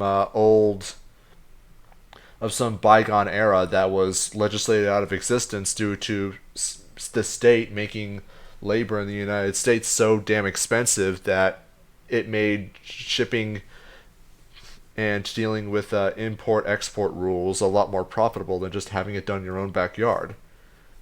But anyways, just wanted to point out something that in the comments again, Cajoltad, I think that's how you pronounce it, says, I completely disagree here. If they, Marxists, don't reciprocate your rights, then why should you?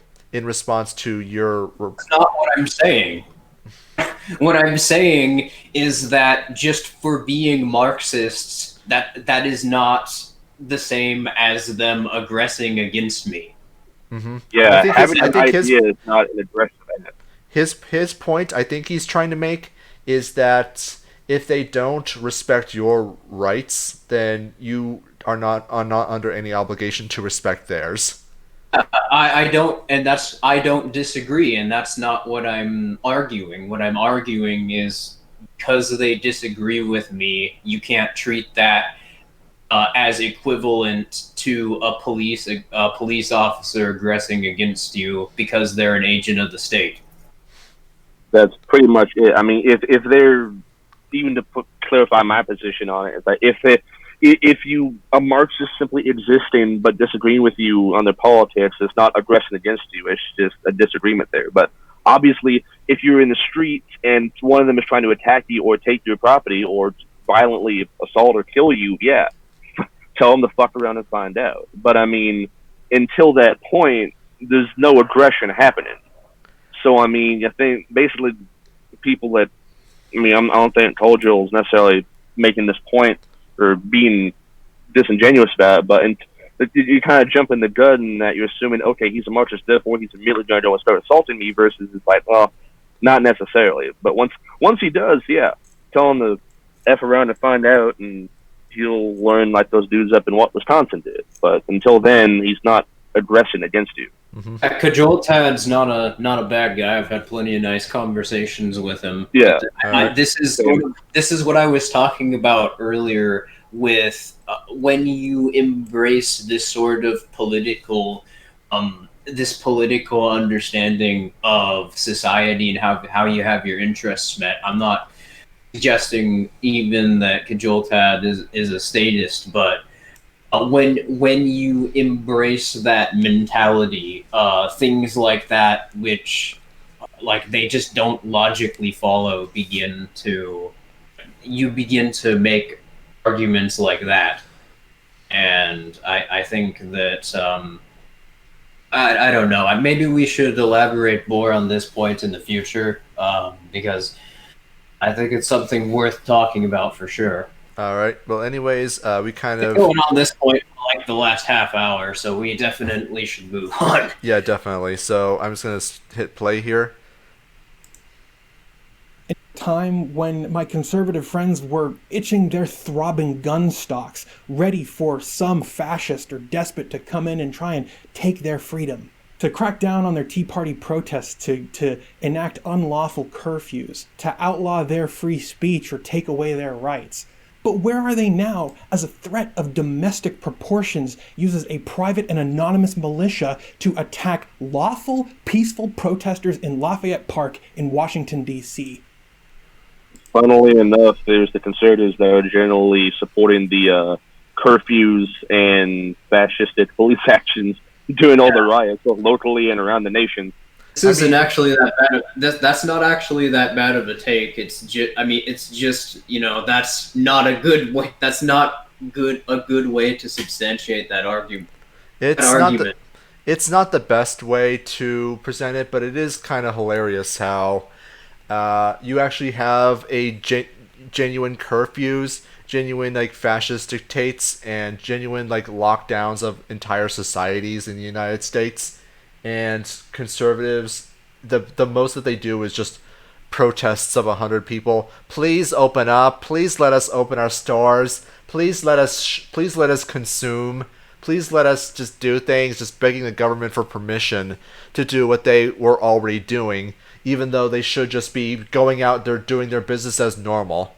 I mean, I remember not too long ago, Bucker Barlson was having this gym owner constantly on his show about like how he had his gym open regardless of the lockdowns, and he was getting a lot of legal trouble for that. I mean, yeah, you can say a lot about like how idiotic and contradictory that gym owner was for being like, yeah, we support police, yeah, we support the federal government, yeah, we support their right to do this, we just want to have our thing open anyway, and all that absolute drivel. But the point is that he's demonstrating a very important thing, that people should be doing what Nancy Pelosi did, just going about your business, going to the stores that you want to shop at, and don't even bother trying to be in compliant with the law, because let's be honest, it's going to what the law says is entirely dependent on what the police officer says it is at that particular moment. So I mean, if you want to, I just find the way that the sort of Hegelian dialectic that's been created in mainstream discourse to be like peak clown world. You can't go into a store without a mask. People will get sick and die. Versus, let me go and consume. I'm a consumer. let me go back to my white market wage slave job. Please, please. You can't stop me. Oh, okay. You weren't trying to say something. I thought you were. Please let me consume. Yeah. So, I mean, the way that, libertarians would handle that, or at least, people who are actually skeptical of the state, would just be to subvert the state's ability to do that, or to try and create alternative institutions to undermine the state, trying to stop them from doing that, which, needless to say, that's what's happened. So, Quispy, can I ask you a question? Go ahead. So, you've been doing the gray market stuff for longer than SO or I have. Is that fair to say?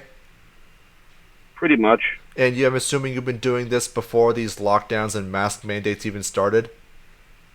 Yes, sir. Did the mandates, the lockdowns, and the face mask requirements have any impact whatsoever, either positive or negative, on your ability to participate in black and gray markets? It kind of did, because without getting into too much detail, the main marketplace, which is a flea market locally here, that operated when COVID first broke out, they closed down. However, right before this quote unquote second wave hit, they reopened with the mask mandate and social distancing and all that stuff, and they're still open right now. So basically, that was kind of affected. But as for other sort of gray and black market trading, ironically enough, both COVID as well as the protests have been somewhat beneficial for counter-economic producers and traders because, well, at least locally, because of the relative lack of police coverage in many places and the relative lack of even like IRS or other state regulatory agencies oversight, because they're mainly trying to reverse all the economic collapse. Meanwhile, the counter economy is picking up pace on a variety of fronts.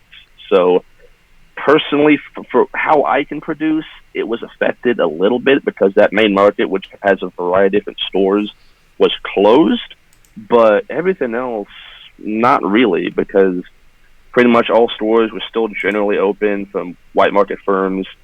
The only real difference I could say is that some means of trading might be hampered right now because local events, such as foreign events and concerts, where a lot of trade goes on, are being canceled because of the people can't stand next to each other, or at least legally can't, because of social distancing. But overall, hasn't been that affected at all.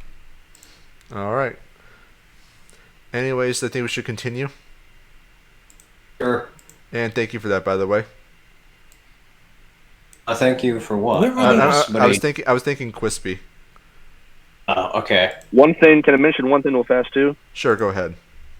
Oh, I was also going to say before I mentioned that ironically enough, these guys, I mean, his arguments are kind of cringe, but he's not completely that far off of the deep end when it comes to what he's saying. It's just that he's got these parties, not political parties, he's got his parties and organizations wrong. He's blaming things either on tribalistic left versus right or private corporations or whatever on them instead of on the state. That's basically it. So he rearranges that a bit. He could probably be converted pretty easily.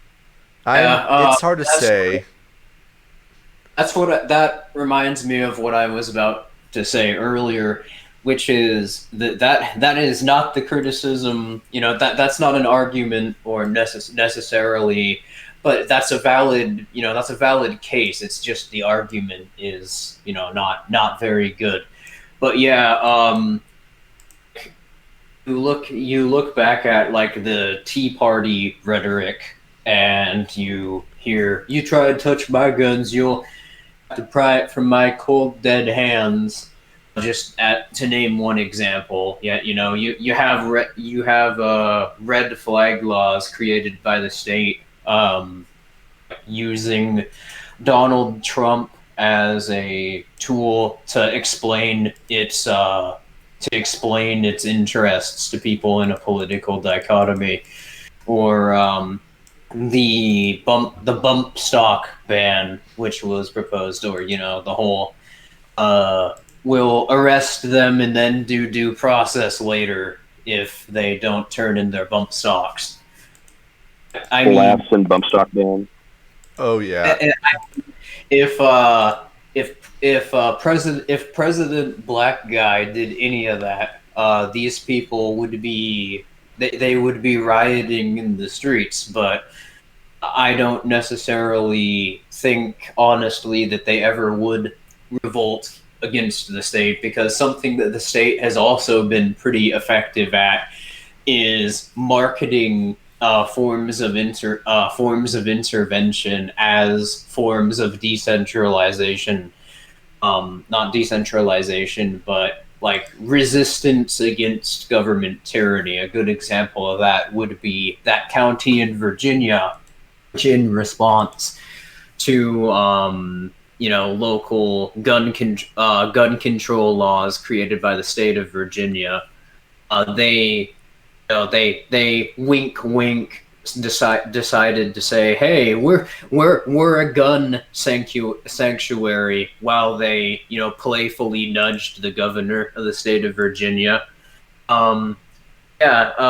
You don't actually have to register your guns, and you don't have to get a license. Instead, you're free to get a gun so long as you come down to the police department and allow us to deputize you, which allows us to create a registry of people who own guns. And not only that, because they can deputize people and they have a list of who has people, they can do more than just put you on a list. They have a list for people that they can just enslave for whatever purpose that they want.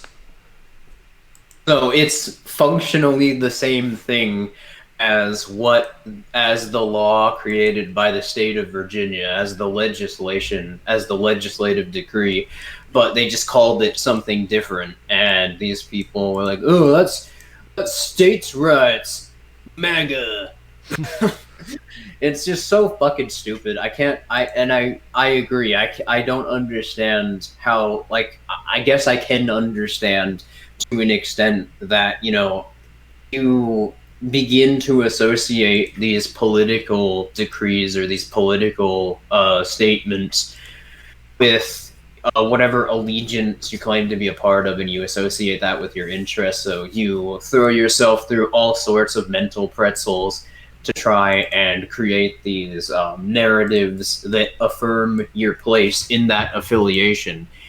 But I mean, it's just kind of amazing to watch, like from a psychological perspective. Yeah, it was ironically enough those sort of mentalities that got me to anarchism myself, because I was at least cognizant enough to realize, wait a minute, why am I bending myself into a pretzel to justify these things when just before I wouldn't have been justifying them the same? These are acts of like, oh, what Democrats support, something like that. That's a big one.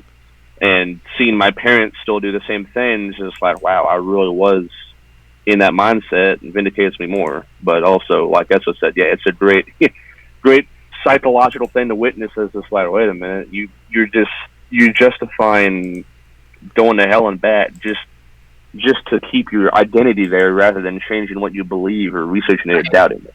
It's like religion. I would imagine that's going to be a pretty hot topic in psychology following the collapse of the state, is how could so many people side with the state? Well, I think it's going to be the same thing that people talk about now in regards to how is it that so many people were okay with the Nazis taking power in Nazi Germany. And yeah, I know Godwin's law, but it's going to be the same thing. That's going to be the same answer over and over again, because fundamentally, well, people are just trying to go along to get along. As long as they can get their food, their water, their entertainment, as long as their lifestyles are for the most part able to be maintained to some reasonable threshold, then most people aren't typically going to experience a kind of anxiety that promotes a revolution. It's not ideological reasons that cause people to revolt. It's because their lifestyles are severely threatened by the status quo, and any sort of change is otherwise seen as preferable. People don't, I think I've talked about this before. The feudalism didn't end because people stopped believing in feudalism. It was because feudalism was no longer useful for their interests, so they started associating in other ways. And this is what's going to bring about this end of the state. The fact that the political economy and the white market and participation in it is going to become so unprofitable that people are going to find that getting their milk from the gray market is just going to be a vastly superior alternative in every sense of the word. All right, I guess we can continue. All right, let's go. And where are they now as the fascists they prophesied is impinging First Amendment rights of people all across the country by issuing chilling no-quarter martial law threats? Where are they? I'm sorry, who's doing that? He's talking about Donald Trump and the government. We basically just talked about this for real. I mean, I know that Trump was saying that he wanted to bring in troops into areas with heavy riots like Portland, but as far as I can tell, I've actually remember reading an excerpt, a thing from a National Guard troop that was actually sent there. They were sent there completely unarmed, and they basically had to beg to even be allowed to have riot shields, and just the shields. And even then, like, that really wasn't enough, so they were basically just there to look scary. I don't know what that is, but when the local, I don't know, SF, you okay with me telling him what state we're in? No, go ahead. Basically, we're in Kentucky. We're in northern Kentucky. When the governor, Andy Beshear, called in the National Guard to help out the local police when the ginormous protests were going on, they were in full auto, because when they had full automatic weapons, I mean, they were ready to go like it was freaking the Middle East. Like there was oil in the city. Because it's really kind of messed up to say, but I remember talking to someone else in this server, a friend of ours. I'm not going to say the name, but saying it's like, I swear they're declaring martial law effectively, and someone's going to get killed. The next night, National Guard troop goes and kills an innocent man down in the hood locally because he was defending his shop from goons effectively going in there and stealing the stuff and put that to a neighboring shop, people who might have even indeed been state agents. Yeah, I mean, there have been plenty of clips that have come out of police during riots actually siding against the people trying to defend their stores or trying to defend their homes. Oh, there was that one of that guy up in Minneapolis, that one white cop who he had that mask. Actually, looked oddly enough like that Brenton Tarrant guy from the New Zealand shooting, but he had that purple gas mask on, and he kept breaking windows to an auto zone, and all the other protesters were like, "Dude, stop! What are you doing? We're being peaceful here. Don't destroy a property." He's just silent. Someone rips his mask off. Then his ex-wife goes on Twitter, is like, "Yep, that's my ex-husband right there. Filed from a divorce from him for beating the crap out of me." And he's with the Minneapolis Police Department, and he got exposed for it. And then there was I know Esso talked about this in his video on Black Propaganda. There was that one, the cops in Columbus, Ohio, who were busting down, but breaking the windows in front of a historic theater, stage theater, and then they're on video in uniform, just breaking the windows of stores in downtown Columbus. There was a notable one I actually saved to my phone of a video that I think someone else in the server showed me too. It was in Boston, where this group, they weren't even Antifa, they're just general protesters, saying this to a bunch of cops on the side of a iron horse or wooden horse barricade, and literally on video with multiple people recording, 10 people recording, the cops start taking the batons and literally beating the shit out of their own car. And then they turn around and start arresting people on the side of the wooden horse, saying, "Stop resisting, you are destroying public property." It's just bro, we have 10 different videos of you destroying your own car, and then turn around and try and claim that they did it, even though, I mean, it's pretty Orwellian, except for the fact that we actually have devices now that can record that. And I can send a link to it if you guys want to as well. Yeah, that's interesting. I haven't seen that clip before. Neither have I, but I'm not terribly surprised. They look like something out of WWE for real. Literally like Stone Cold Steve Austin bashing his own thing, and then he just turns around and just starts stunning people. That doesn't shock me even a little bit, but yeah, I haven't seen that particular clip. I'll send it in chat to you guys.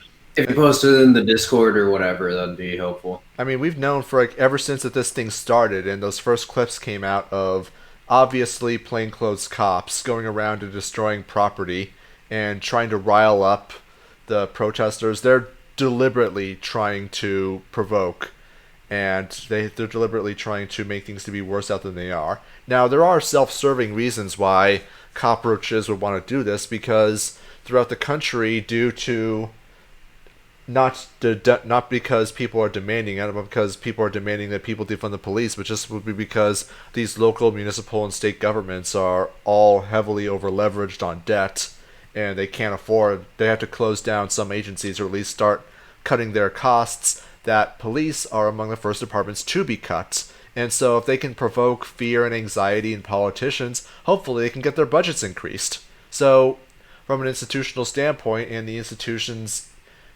purpose to preserve and enrich itself, it makes perfect sense that these cops would deliberately go out of their way to rile things up to make them even worse than they already are. It's all about power.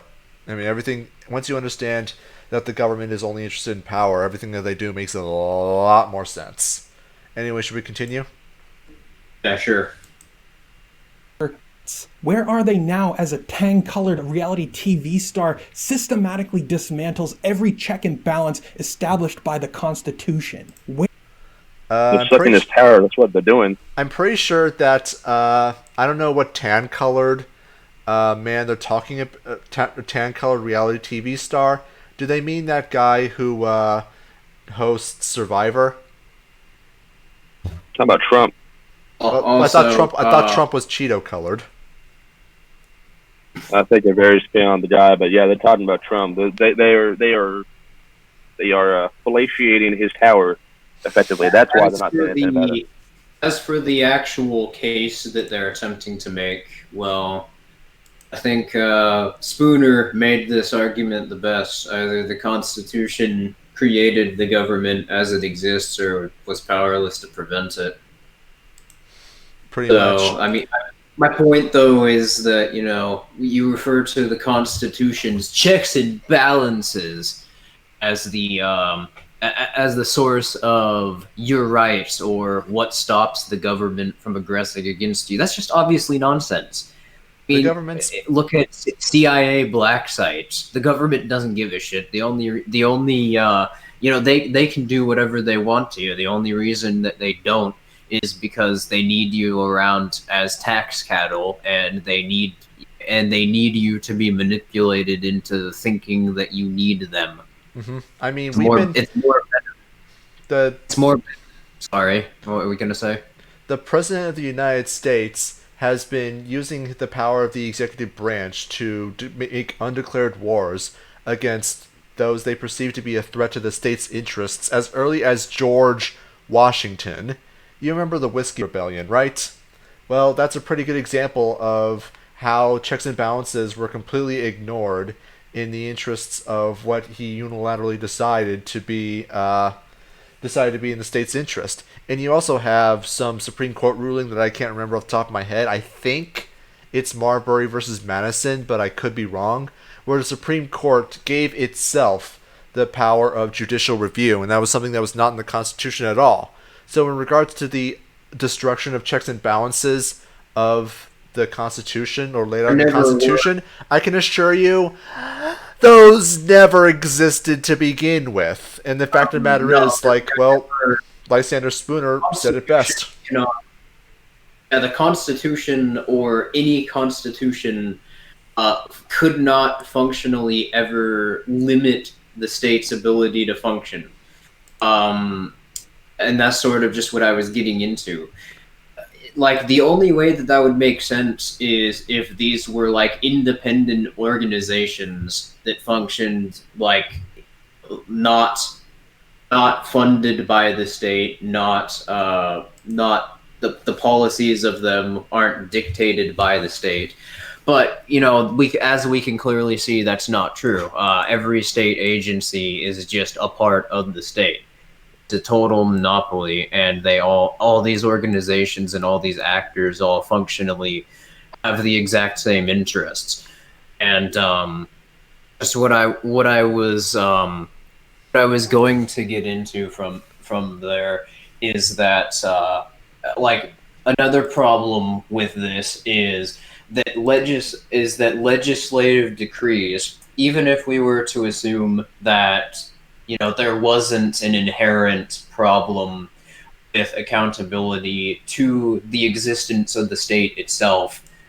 The other problem is that legislation does not have an objective way of being interpreted. This is John Hasnass's criticism of constitutionalism, or the concept of a rule of law, so to speak.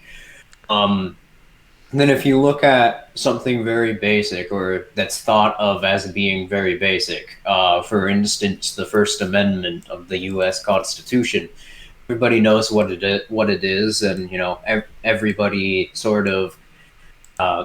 knows what it says. But when you actually get down to it, there's a lot of gray area in interpretation for how the First Amendment is interpreted, both by people who cite it, but also by judges, which is the reason why judges regularly disagree with each other in the way that legislation can be interpreted.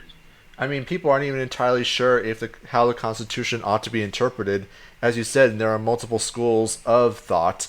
There's a more progressive understanding of the Constitution, which says that it's a quote-unquote living and breathing document, which basically means that it says whatever I say it says. And then you have the constitutionalist or originalist school, which cites the federal, what are they called, the Federal Papers or the Federalist Papers, and the Anti-Federalist Papers as an attempt to get a citation in regards to what these things originally meant and what the authors originally meant. I mean, a perfect example of this would be the 1934 Gun Control Act, which banned certain weapons like sawed-off shotguns from being available and being allowed to be carried in the streets, because the interpretation of the Second Amendment held at the time was that specifically it was for whether it is for people to be in the military, and the criteria was if this weapon had a military use, then you could have it. If not, then you couldn't have it. And then they said that, well, sawed-off shotguns had no military use, so therefore they're banned. That was how it was interpreted. The fact of the matter is, like, the idea of private ownership of firearms being an interpretation of the Second Amendment is a fairly recent phenomenon in American history. Well, and something I was going to say about that is the problem with with the originalist interpretation of the Constitution is, well, for one thing, why exactly is that a more justified way to interpret the Constitution? You know, that's never explained. But also, the other problem with it is that there was disagreement in how the constitutional amendments were interpreted by the Federalists within the Federalist faction and by anti-Federalists within the anti-Federalist faction. So that doesn't really clear up any ambiguity that existed, and that's sort of the problem. Is that there is no inherent way to interpret a law. Therefore, the concept of law as something that's imposed from the top down through policy doesn't really make sense. It's just essentially an opinion by somebody who claims to have authority over you. All you have to do is just put on black robes, and suddenly you have the perfect ability to interpret it. And even then, it's like the judges among themselves don't agree with each other, as you said. Well, and then there's ethical problems with that model altogether, but that gets into the debate of punitive justice versus restorative justice, which is something else entirely, which we are not going to get into for the sake of time. But all right, do you have anything else to say, or can we continue? I'm good. Let me just... I am also good. Now I get it. There are ride or die Trumper sticker patriots who I'm not going to reach with this video, and I'm not even trying to. But there are a troubling number of Rick Sanchez's among us who think that they're somehow above this, or that politics don't matter. If that's you, I sincerely ask you to take note of what I'm saying here. If you're watching this video, if you're a fan of this channel, then chances are good you're a fan of free... Oh crap, I misclicked. But that's fine, we're going to pause anyway. Well, those are not the two, there's a big group of people that you're either ignoring, or more than likely you just don't understand their perspective. Those are the people who are us, basically, that are skeptical of the political narrative for explaining how societies are structured. Now, and instead... Oh, sorry, what were you going to say? Yeah, I was just going to say that I think I remember, I don't know if we were talking about this before or what, but there was a poll done on why people aren't going to be voting. And what they've found is that because like, look, these people aren't helping us, and of course there are a million ways you can interpret helping, but the point is that they no longer perceive the state to be in their interest, which is what you're getting at. That the reason that there are so many, well, as you said, Rick Sanchez's, I don't even know who that is because a lot of people are just disenfranchised. They don't feel like their interests are being met by the government, and as such, it's just a lot more easier for their mental health to just tune out. I don't blame them in the least, because this stuff is mentally exhausting. This stuff, like being anxious all the time, being anger is, well, physically demanding. So it's not something that a lot of people have the kind of wherewithal to do as a full-time thing. Not to mention that a lot of people just generally have other interests. Maybe they have a job that they're really passionate about, or a hobby. Maybe they'd rather just raise a family, or just be hedonistic degenerates. That's their prerogative. They don't want to be following politics all the time. And I think you asked a good number of them, they probably would be better. They would rather not even know who the president of the United States is. However, it's these kind of people that ultimately are going to be determining the fate of society, for better or for worse. And I'm pretty sure that a good number of them are already torrenting, are already pirating TV shows, video games, and songs, and, well, they're already acting in, albeit minor ways, counter-economically. And Rick Sanchez, by the way, is the full name of Rick from Rick and Morty. Oh, So right. basically, his point is that everybody who doesn't think that their interests revolve around legislative decrees are just nihilists who don't care about themselves or anybody else. I mean, It is complete nonsense. In fact, I think there's a decent case that there's a decent case that you could argue that's the other way around. That politics is just an unaccountable pursuit of what you perceive to be some abstract interpretation of your interest at the direct expense of all these other groups. Because from a political mentality, that's literally what a legislative decree is. It's the state favoring you by fucking over everybody else who has different allegiances or has different interpretations of how to meet their interests. So I think that's actually even a bit more than nihilistic and careless. I think that sort of incentivizes people to actively look at society as though they're constantly at war with their neighbors, and in reality, that's what actually builds up real society outside of this parasitic, coercive legal order. Is people associating in pursuit of their own mutual interests.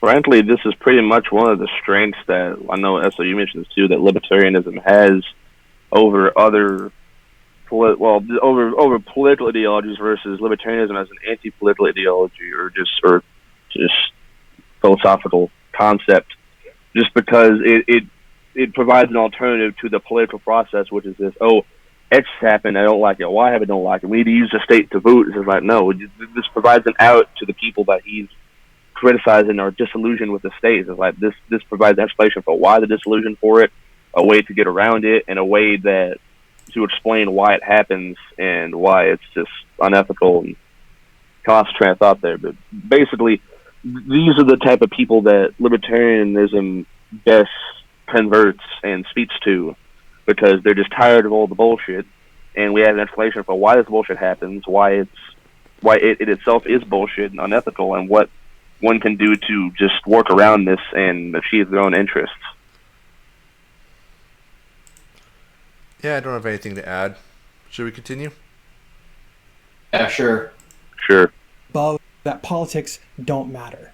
If that's you, I really sincerely ask you to take note of what I'm saying here. If you're watching this video, if you're a fan of this channel, then chances are good you're a fan of freedom. Look at what's going on here. Look at what's going on in this country, in the world at large. Freedom is what is at stake here. Yeah. And if that's not enough, think about it selfishly, right? Would you be able to survive in a failed state? Would you? Define failed state, because I have a feeling I actually do pretty well. Yes, Wojak.png. And we're already pretty much off the grid, so Yeah, I think that everybody in this call would do pretty well if the state's infrastructure for society broke down. And personally, I honestly don't, I don't think that in a society like the United States, it would necessarily be a apocalyptic, like Mad Max kind of scenario, because as noted, a lot of the infrastructure, like in metropolitan areas, there is sort of a basic infrastructure that exists outside of the state. In local communities. Especially, this is especially the case in response to the COVID-19 lockdowns, where a lot of people are starting up gardens, for instance, to try and make food for themselves, and are trading barter in order to in order to get food or get work accomplished because they can't go to the white market firms. So at least even in areas where that's not the case, yeah, all you need to do is just build up the decentralized infrastructure to create security, and incentivize trade, and people would generally not resort to arbitrary violence because that's costly and risky. Yeah, we want to just generally try to be peaceful. At least try. If you're being harassed, if you're being intimidated, if you're being threatened, and if you're being aggressed against, then you can defend yourself. But try to keep proportions in mind, please. I'm asking nicely. Be peaceful. Be peaceful, but if someone messes with you, don't be afraid to give them the Glock. Mm-hmm. All right, we can continue. One moment. You'd be able to on your own if supply didn't meet demand at the grocery store. Would you be able to survive if survival of the fittest were reduced to the lowest common denominator? Probably. At the risk of exposing myself to the scorn of malinformed anti-theists, I am a man of faith. I believe in God. I believe in Jesus. I don't share that very often because it's very private to me and it's nobody else's concern but mine. I love my fellow man, no matter their stripe, creed, or color. I'm not afraid to admit that. I've been told that I carry the weight of the world on my shoulders, and I have to admit that's probably correct. I have struggled recently to figure out what it is I am supposed to do about the state of the world. Today, as a man of faith, I can't counter-economize. That's what you do. I mean, this guy's clearly trying to spread the good news about our Lord and Savior Linux, so, I mean, that's a start. But, yeah, I would imagine that the feeling he's describing is exactly how a lot of statists, like, just people in general, are feeling.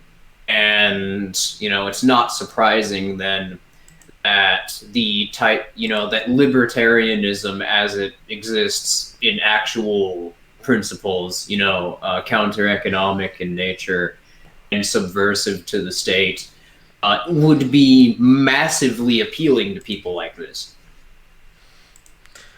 And, I mean, you have That's the why, that's why despite, how heavily Heretic and I are getting suppressed by YouTube, and, how you have all of these controlled opposition institutions peddling ideas that seem to try and lead people away from from the interpretation of libertarianism that we promote, which is just libertarianism as it exists in principle.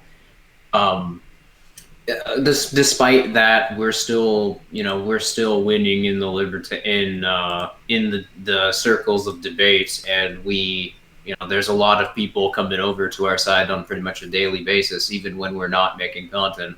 Oh, and by the way, Reason, I have seen what you've been posting, And I know you want to join the Discord. Inversion already posted a link, so you can just go ahead and copy that into the browser version of Discord if you want to join. Yeah. Now this guy, I'm going to go ahead and assume that he's a Romans 13 kind of Christian. Yeah. Give unto Caesar what Caesar's. No. Romans 13 is that states were set up by God, and your rulers are God's agents. Yeah, I'm not by any means an expert of the Bible interpretation, so.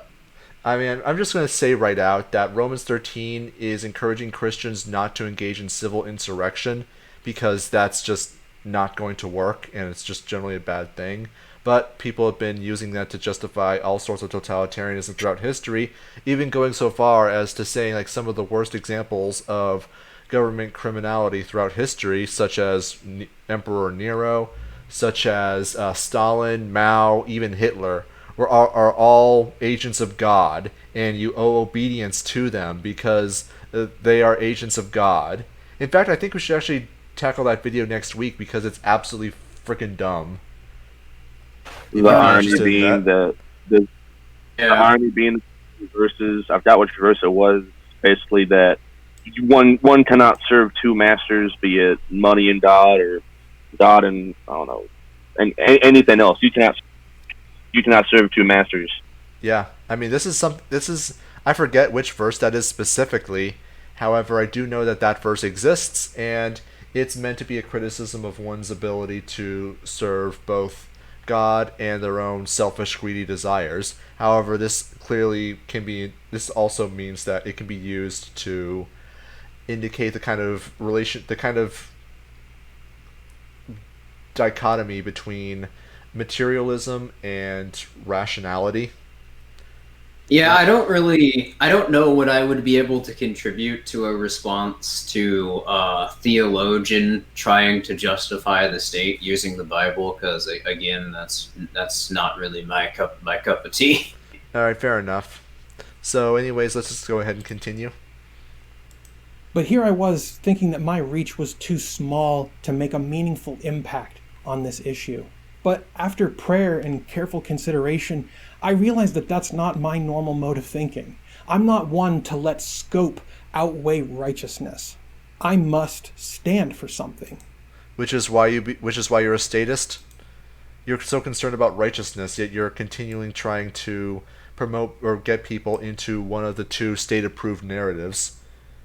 You're going to defend taxation, control, regulation, zoning legislation, and the enforcement of that legislation by lying sociopaths who 40% of the time beat their wives. So I have a hard time believing it's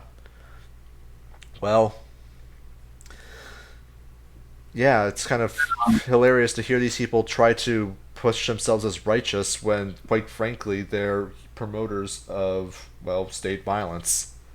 I think that it's odd he characterizes it as standing up when defending the political framework requires you to be on your knees licking someone's boots.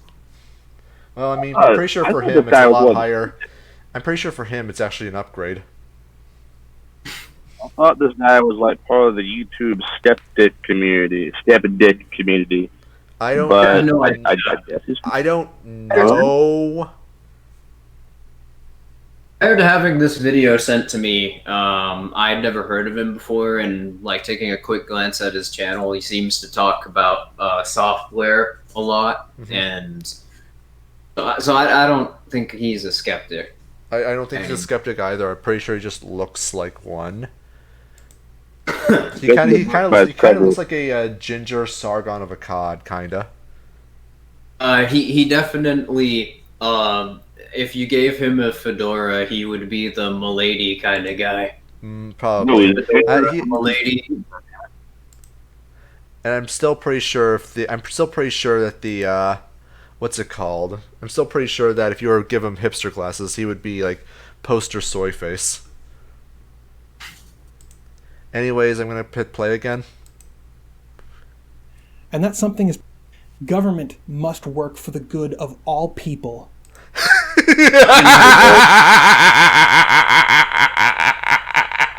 Government will work for the good of all people. That's your club. Government will never work for the good of all people, you insignificant freaking moron. It's just it's a parasite. It's a leech. It's a tick. It's a disease at best. It will never work in your interests. It will only work in your interests if you seek to become a ruler, but at that point, you basically make yourself into the enemy of mankind. So stop with this whole idealism about what the state is or is not supposed to do, or projecting out this hot pie in the sky ideal about what the government should be doing, and therefore we should all be trying to work hard to voot this ideal of a government into existence. It will never exist. It's never going to exist, and it's never going to be in the government's interest for that to exist. The only way that that could possibly happen is if all of mankind were reduced to some kind of subhuman, like automatons, who largely exist for the subservience of the ruling class, who were basically the only kind of people left on Earth. Then, only then, you can make the argument that the government works for the best of all, because all basically consists of a small cabal of pampered elites. That was a good joke. That's exactly what I was about to say. Just aside from all the things we'd gone over previously about how the state is a class in society, how the government is a coherent organization with a coherent set of interests, and since those interests are determined by using violence to appropriate our resources and to create and to monopolize infrastructure in society to make it more difficult for us to be independent from it. There is both in function and in interest no way that would ever happen, but also the idea that there exists a common interest that every single person has is false. And this is proven false when you were to simply look at the fact that every individual person has their own marginal preferences, and every action they take is to pursue those preferences, and the reason that they go out and socialize, like the reason society can exist is because there are only so many resources, and resources are rivalrous. So necessarily only one person or only a certain number of people could be using those resources at any given time. And only certain things could be done with those resources. I mean, when you would use that example to explain interest, well, it's kind of obvious why why collective interest is a nonsensical concept. The only reason that it would seem as if it conforms with reality is, again, it's rooted in that political assumption about society that the government is a representation of everyone's interests. That would be the only way that it makes sense, which this is another way in which politics conflicts with lived reality. All right, and right now we actually got a donation from Kojal. However, for some reason the thing didn't show up. He gave us $10 and he said, "Here is a picture of the guy in the video." All right. So thank you for that. And I am new at this, so it's not surprising that this thing wouldn't work on the first time. So yeah, thank you for that, and we'll try to get that working as soon as possible. So let me just hit play here to continue. Must be opposed. Keep in mind that what I'm about to say comes directly from the heart. As opposed to your brain? No emotional appeals. And it comes from the heart, you guys. So all the nonsensical bull crap Turn I'm off, about to say is going to be completely honest.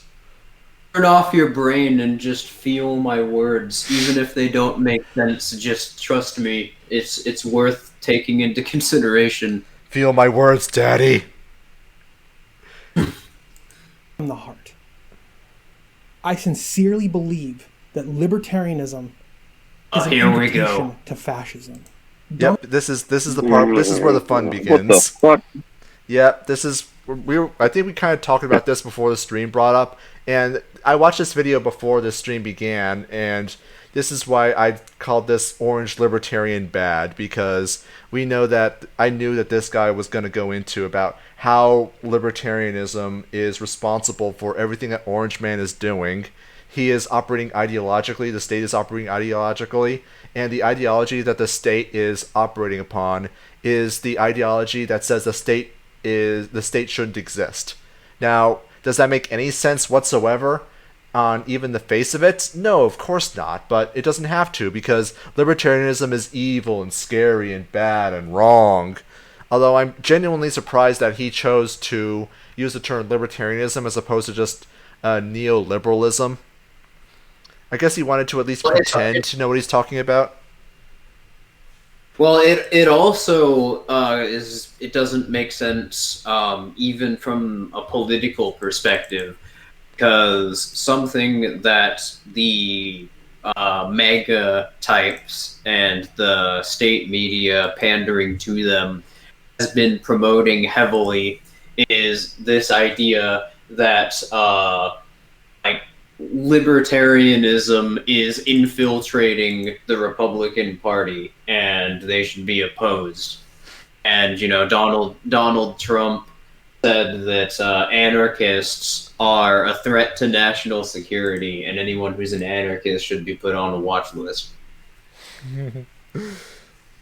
So I could even see possibly, along with what was just explained there, how you explain libertarianism with Trumpian conservatism. You could even make the argument that they claim quote unquote libertarianism, and then look at something like Hoppianism and think, oh well, this is libertarianism, the libertarian to alt-right pipeline. It's just like, well, no, because they weren't really libertarians in the first place. I don't know if he means Hoppians per se. I just think that he kind of took the idea of neoliberalism, which is just this very vague idea that the state should not have that much of an influence in society or economics, and then he extrapolated that to mean libertarianism, and then he heard that neoliberalism was the ideology that's in power now, and again, taking that extrapolation, he just assumed that to mean, oh, that means libertarians are in power. Trump is a libertarian, you guys, therefore libertarians need to be stopped. Even though, let's be honest, the same thing with neoliberalism. These people have absolutely no freaking idea what the hell libertarianism actually means. But it's very clear that it's just another example of one of these narratives that the state likes to put forward to try to trick people into thinking that, oh, it's just bad actors, you guys. The reason that it doesn't work in your interest is because it's just the bad actors. If we just got rid of all the people in the deep state, or the people in the swamp, or the neoliberals, or the libertarians, then everything would be just perfect, I promise. It's all those deep state libertarians who promote the idea that politics is bad, who are influencing our politics. It's all those deep state libertarian neoliberals in the swamp. If we just got rid of all those, everything would be perfect. I promise. Jesus Christ. Do these people? I mean, I genuinely wonder if these people have any self-awareness at all, or even concerned that anything what they're saying is going to be accurate. I know that this guy is just acting I know that this guy's not acting rationally. He's speaking from his gut. And his gut's pretty stupid, so let's continue. Trump, the most dangerous president in modern history. The most dangerous president in modern history. I mean, all presidents are, I'd pretty much say, as dangerous as the other ones. I mean, I don't know. What's your how do you define dangerous, quote unquote? How do you define what dangerous is? I don't The know, and state, I imagine that my definition of dangerous would be mutually exclusive with his. My the state definition pretty much that makes if all prisoners not equal on that. considering that one president can be more dangerous than another, I consider the state itself to be an inherent danger to not just my existence, but the existence of every person. Hmm. Exactly. There's no real. You could claim nominal differences on like policy, legislative or policy, top-down policy plans between, like, for example, let's say Trump and Obama, but both of them are a threat to my interest as an individual, and both of them are state actors. So, I mean, how do you define one as more dangerous than the other? I mean, it's even in, like, think on economic terms, like, for example, the nominal differences between, like, quote unquote Republicans and Democrats is that, oh, one supports tariffs, other supports taxes. The same effect happens regardless of which different policy plan, quote unquote, you use. Also, they promote the exact same narratives about political influence and the role of the state in society. They just pay lip service to different ideas or different concepts to promote that. Isn't it funny how Donald Trump was not considered to be dangerous until he started running for president? He was literally just a guy who has a TV show and fucks a lot of women and is rich. That's basically it. That's pretty much it. He would sometimes cheat on his wife, whoever that happened to be at the time, and yeah, it's like this is what I meant by orange libertarian bad, because Trump is scary, you guys. Anyways, let's see what else he has to say. I'm pretty sure he's going to come up with some very insightful ideas and clarify what he means by orange libertarian bad, about all of the thing, clarifying his definition of bad, as well as all of the things that Trump either advocates for or is currently doing that would allow him to qualify as bad. Cringe Being and downs. propped up by the most idealistic of Randian rhetoric. And what does libertarian rhetoric? But Why is he citing Ayn Rand? Even Trump, I doubt Trump cited Ayn Rand once. And well, first of all, you preface that Rand is not a libertarian. She vocally hated libertarians. Two, I don't even think Trump's ever cited Rand in his fucking life. That is So, I mean, what the fuck is getting Ayn Rand out of that? I have no idea. I don't even know any Republicans that cite Ayn Rand. Maybe, just maybe Ron Paul or fucking Rand Paul, but Ayn Rand, I don't. Maybe he's referring to Rand as Rand Paul, but I don't. I think maybe he's mean Ayn Rand, but again, you don't get that even out. You barely get that in the LP. So, I don't know any vaguely objectivist justifications that Republicans use to justify Trump and Trump's power, Trump's history, anything that Trump has generally done. I mean, this idea of Trump being propped up by objectivism or Randian rhetoric, I don't see it. And I've spoken to several objectivists about random things, usually about ethics. I've never seen them say Trump good.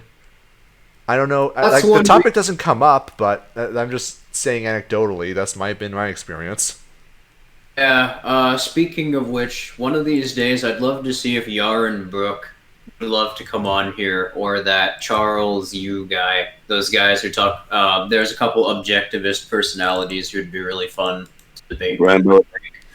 Yeah, Grambo, for whatever reason, likes those guys, but Grambo, for those who don't know, is somebody who frequents our Discord server. But yeah, for one, the Randians don't have a coherent criticism of political authority, the concept of political authority. They, at most will just say, "Oh well, it's bad because it conflicts with my interests." But and that's what I mean. Everything that they provide to try to justify whatever position they're putting forward is entirely arbitrary. It's based on arbitrary parameters. So essentially, if they even argue against the state, their argument boils down to, well, I don't like it because it gets in the way of me playing video games and eating Cheetos. And I could use that exact same, you could use the exact same Randian argument against the state to argue positively for a fascistic political of affiliation. Usually, I see the term, usually Ayn Rand or Randian used to bash libertarians, like market anarchists. Basically, like fascist. I see it paired with fascism, all that stuff. Just trying to use it as to browbeat people and bash them and misquote their ideas to a cringy level degree. For example, you see a lot of times, whether it be closet Marxists or even some legitimate ancoms, other types try to call ANCAPs or market ANCRAPs, AYNCRAP. So basically, I mean, it's somebody who doesn't know what the fuck they're talking about, and kind of like people who like rant about neoliberalism, conflate Randian objectivism and libertarianism as some sort of bogeyman because they don't know how to discuss philosophy like an adult. this is even more of a confusing take because the typical like Marxist types at least try to it's a straw man, but they at least somewhat know what Ayn Rand stood for and try to piece it together. But this is just out of, because I know a lot of people kind of go between objectivism and different strains of actual libertarianism a lot of times. Rambo's like that a lot, but I mean this doesn't even make sense in that context. He's throwing this out of left field and saying they're Randian fascists and using it to browbeat, and it makes no sense. It's like a child calling me a poo-poo pee-pee stinky head, and thinking that's a effective debunking. And I'm just like, that doesn't even make any sense. Okay, poo-poo pee-pee stinky head. Oh, we just got another $30 donation, which again doesn't show up because this thing is stupid. Give me a minute here. I have to freaking make the thing a little larger. He says, "Love your videos, guys. Trying to participate in the counter economy in my city I just moved to, which due to finance I feel I can't leave quite yet, but I'm having trouble finding sellers sometimes. How do I go full agorist, especially in terms of buying?" Well, it's really nice to hear that, fight the power, but in terms of actually finding areas to network with other people, well, it's very, I guess it would depend on your area. I've found that in like really rural local communities, it's, most of those places already are kind of teetering on third stage agorism. Just because there's so little, like the police presence there it basically can't stop people from trading locally. So that's what they do. Instead of going to the stores, which oftentimes are miles away, they just grow stuff, or they like set up beehives in their backyards or have stills in their basements. Like last month, for instance, when I stayed with somebody else for a bit, that I experienced that. But in the metropolitan areas, which I'm assuming you probably live in one, given that you're even having difficulty finding people to network with, I would try looking at like flea markets or farmers markets. That's a good place to, if not network counter economically, just trade without actually paying taxes on your goods. And most of the stuff there is either It's either what? Sorry, you cut out.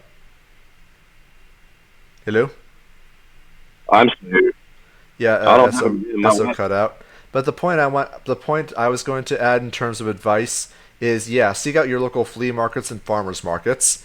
Even in major metropolitan areas, they're usually going to be fairly easy to find. You could even look on the internet, see if there's any like local flea markets that appear once a week, twice a week, whatever, in your local area.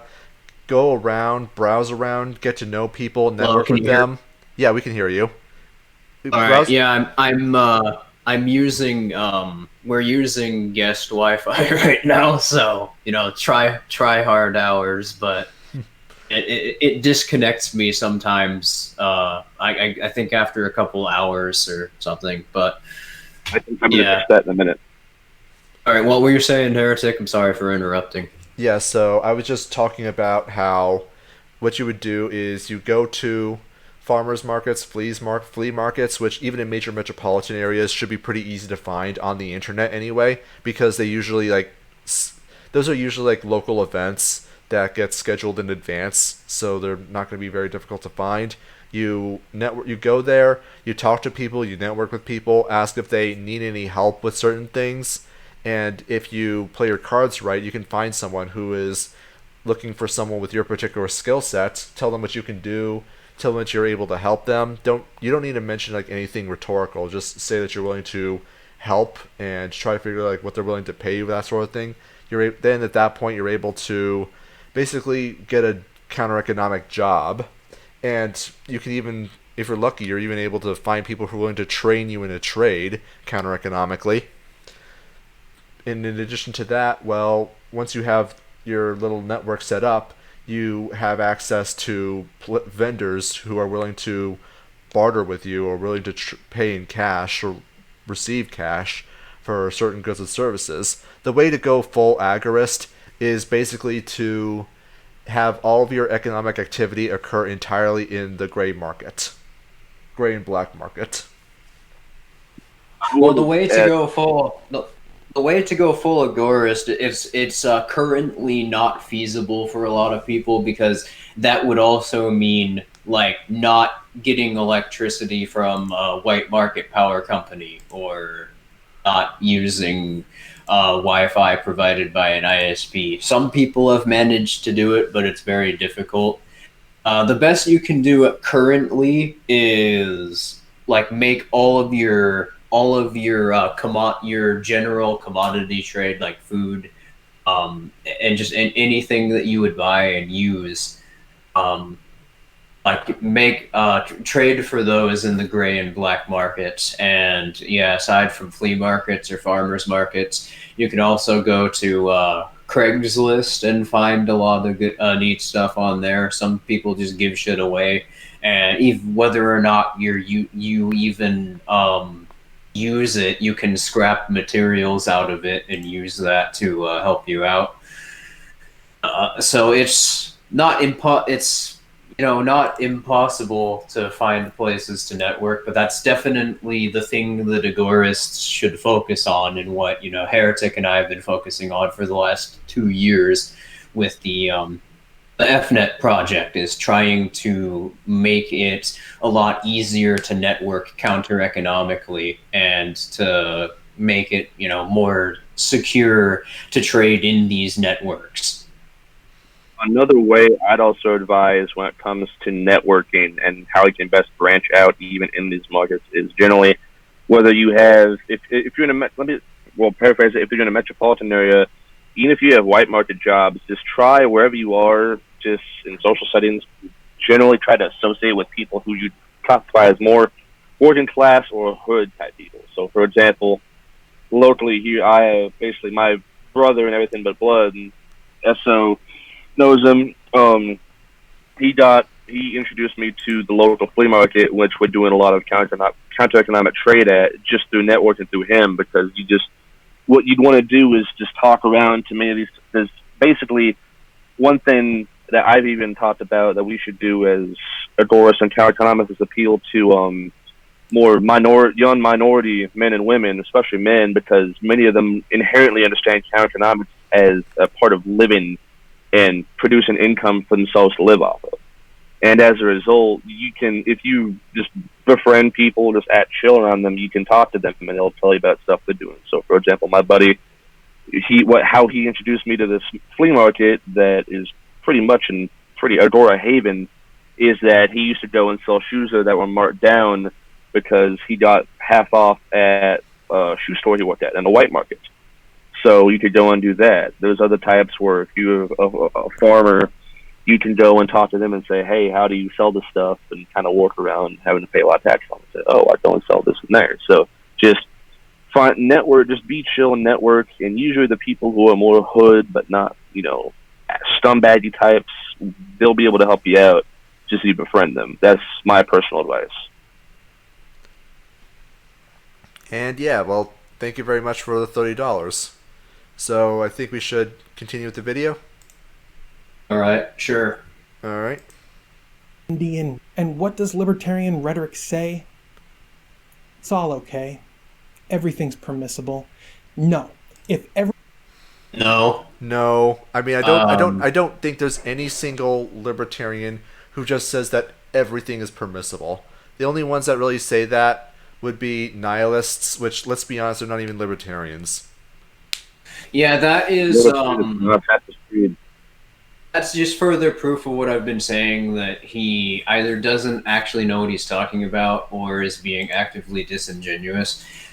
In either case, you really shouldn't talk about libertarianism, but no, there obviously are things that libertarians are skeptical of. State power, consequences of state power, certain types of associations which exist because of the state influencing society, state coercion, unaccountable monopolies, and that's just the basic thin libertarian perspective. But then there's the Aristotelians who, because they see the NAP as the conclusion and not the explanation, would argue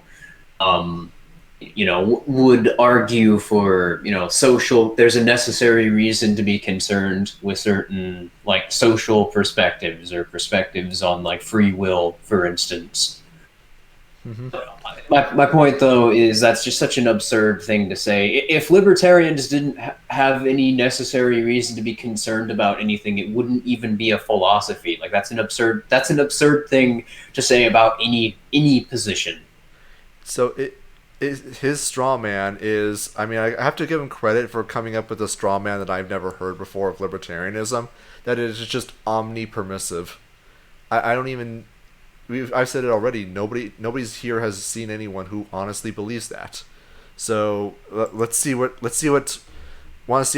crazy conclusions he draws from this. Okay. I guess. okay, everything's permissible. No. If everything's okay, then fascism is okay.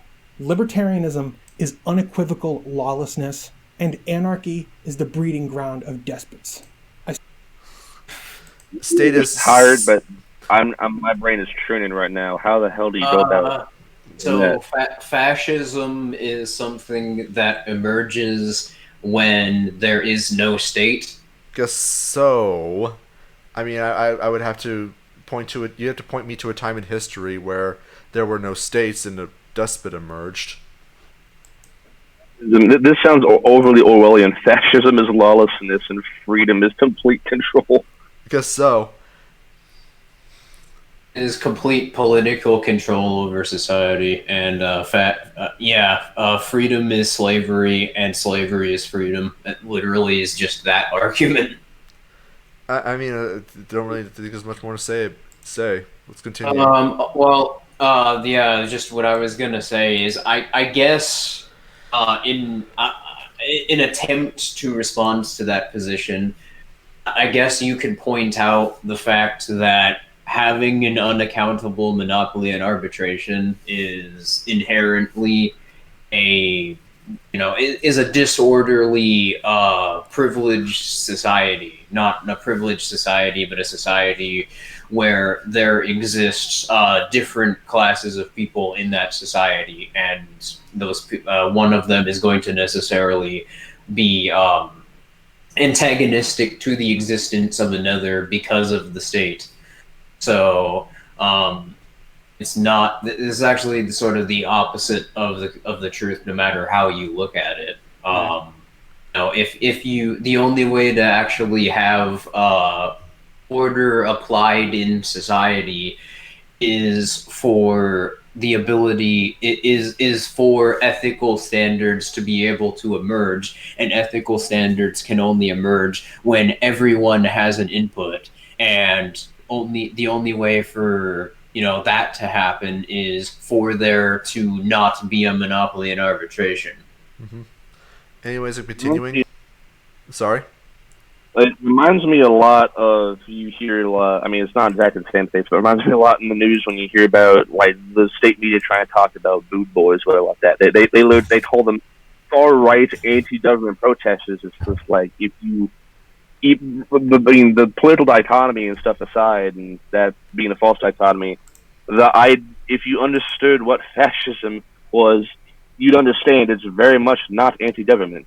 I mean, you either just are being so disingenuous that you're using performative contradictions in your fucking sentence to try to throw off people who don't have any idea what they're talking about, or you're just such a brainlet yourself that you're just throwing out the most big bad, big meanie words that you know in your lexicon, hoping they stick, and then look like a complete freaking brainlet when they don't.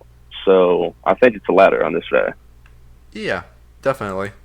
Now let's continue. I seem to remember a time when my conservative friends were the most vocal about decency and the most opposed to fascism. What's Where decency? are they now? Decency means they agree with me. Decency means you're right. You're 100% correct about absolutely everything. And let me suck your dick. That's their idea of decency. Of my conservative friends won't even recognize that Donald Trump is a threat, let alone stand opposed to him. There are no ideals more important than democracy and the freedoms that we are not just granted, but guaranteed by the Bill of Rights. Democracy is the word freedom. So if it wasn't for the Constitution, I wouldn't be able to speak, or so. I wouldn't be able to associate with other people. I mean, that's just so obviously nonsense. How the hell did people write the Bill of Rights without the right to speak?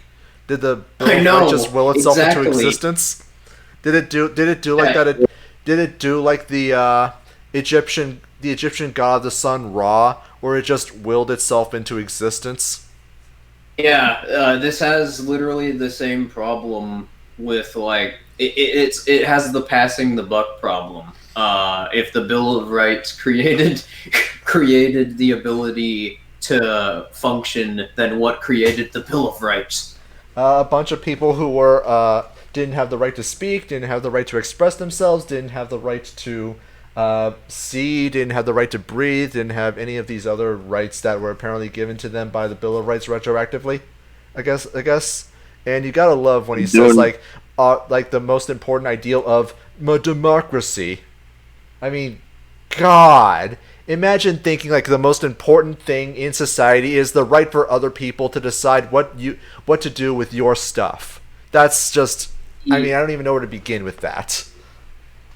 Well, it's not other people doing things with your stuff. It's the state claiming that they have the right to do things to you and claiming that you're free, even though they're coercing you, because other people supposedly influence their ability to do that. That it's just it is such an Orwellian concept. Yeah, I'm just attacking the idea of democracy as he understands it. That is obviously not how democracy manifests, as it's entirely a post facto justification that the state uses to justify its claim to your stuff.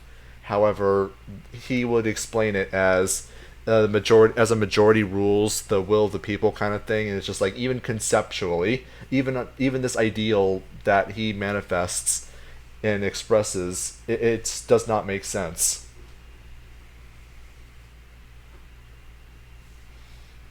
Hello?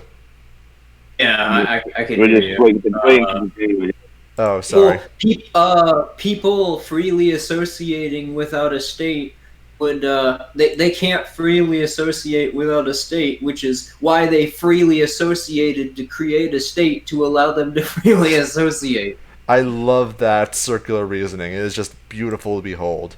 Anyways, let's continue. Let's see what. Associating at a flea market, that must be fascism, guys. But the truth of the matter is, those rights have not been equally guaranteed for our citizens. And as long as there is such an imbalance, none of us will be truly free. Black lives Also, matter. can we talk about the concept of rights being a guarantee, something that you don't innately have, but something that is given to you and somehow guaranteed to you? Because it is one of the most cancerous mentalities in the discussion of ethical philosophy. No, rights are not something that are guaranteed or given to you. They are something that you have, and you have a necessary reason to be concerned with securing them for yourself. And the reason why I'm making note of this is because when you think about a right as something that you don't inherently have, and you try to conflate your ability to defend your rights with having rights, it leads to a lot of broken conclusions. Like, first and foremost, the idea that something like a state could somehow exist to give you rights, or that you need to have such an organization to have rights, when no, that's not how that works. We're speaking right now. We'd be able to speak we'd be able to speak even if the state didn't exist. That's kind of obviously true. So the only thing that the state would be able to do in terms of actually acting upon society, because that's what the state does, is it uses aggression, coercion, would be to suppress that ability. Mm-hmm. I think the way you covered it before is pretty good. That we need to freely associate, so we freely associate to create a government to allow us to freely associate. It's beautiful, and I can't imagine that there's any logical problems with that at all. Anyways, let's continue. Justice matters. Equality matters. A true conservative would stand up for those ideals. I am willing to stake my livelihood on those simple truths. So if you don't like what I have to say, please unsubscribe. I'm not subscribed, so this isn't really a problem. All right. But this is just kind of like mealy mouth word salad of if you're a conservative, then you must like these vague platitudes that I'm putting forward, like equality and justice. And I mean, if you really cared about justice, you wouldn't be a statist, but here we are. So, yeah. Should we continue? All right, sure. But if you're still here, let's not lose hope. Whether you're liberal or conservative, black or white, gay or straight, you are my friend. Boy, I don't even know who you are. So don't go around throwing the F word in my face. Not to mention that you indirectly called me a fascist earlier, which honestly I'm a little annoyed about. Yeah, I'm kind of not entirely sure that you honestly believe that, given some of the things that you've indirectly said about Heretic and I, but Anyways. Despite all the tragedy and violence and uncertainty in the world today, together we can make the world a better place. Again, I am a man of faith. I believe in the virtues of honesty and justice and freedom. No, you don't. And no matter what laws might be passed, no matter what executive orders might be signed, no matter what happens, honesty, justice, and freedom will forever be the law of this land. That's my video. What? I hope you. I mean, I kind of agreed. Honesty, justice, and this other vague platitude. It's in the Constitution, right next to the abortion clause. Well, wasn't the entire point as well of this video to say that we don't have a just, free society right now because of the state? So the state is a state that is inherently just and free, even though it's not just and free. I think what he's trying to say is that it's supposed to be just and free. However, because of Orange Libertarian, it's not just and free. Therefore, we have to make it just and free by getting rid of the Orange Libertarian. I think that's his point. I think that like somebody in his command prompt must have typed in a logical paradox, because this is just at this point it's an infinite string of true false true false true false, which is what happens to computers when you type in a logical paradox. Do you think you know what went back in time just and created this android just to screw with us? Maybe. Wouldn't rule it out, but anyways, yeah, that's pretty much the end of the video. There's like 3 seconds left. Should we continue? Well, that's the end of the video, but you can play those last 3 seconds, I guess. In the next one. Have a blessed day. Yeah, I won't. I don't think I will be subscribing to your channel, so I don't think I'll be seeing you around. I mean, we might be seeing videos from him in the future, and he'll probably be talking about you know what when it comes out, and by then it'll be kind of funny to see like what his reaction is. Oh, I can't fucking wait to see how Statist responds to you know what when it comes out. Well, he doesn't fascist. Oh, the problem. Content for days. It'll be unfortunately it'll be kind of we'll be in a very interesting situation as I discussed earlier. But yeah. So anyways, any final thoughts on this thing? Yeah, well, this is low-hanging fruit on the level of last week's video, except instead of making the Marxist case for how, capitalism, quote-unquote, is quote-unquote collectivist. It's, the same sort of bullshit boomer talking points you'd read on your parents' Facebook timeline if you were to read some of the things that they talk about. And I'm really sick of this kind of discourse, because it's anti-enlightening. There's no way for, I've discussed this in previous videos before, but when you really get down to it, there's no way in the structure of a basic conversation you would be able to have any sort of progress here, because it's all based on these terms that, in the way that they're being proposed, in the way they're being thought of, don't actually convey meaning. They're just designed to try and stop the other person from criticizing you, because they create sort of a black hole in the conversation where any way that anyone tries to go forward is just automatically negated by an infinite regress of, well, I didn't mean that, or well, that's not what I would consider to be a means of achieving whatever rhetoric that they put forward. And it's sad to see people in 2020 who are still talking like this, because I would imagine if people were this deeply entrenched in the sort of mainstream political mentality still, they would be absolutely losing their fucking shit, because everywhere that you look, there's just a hyper reality of things being pushed onto you, trying to convince you that you're under attack.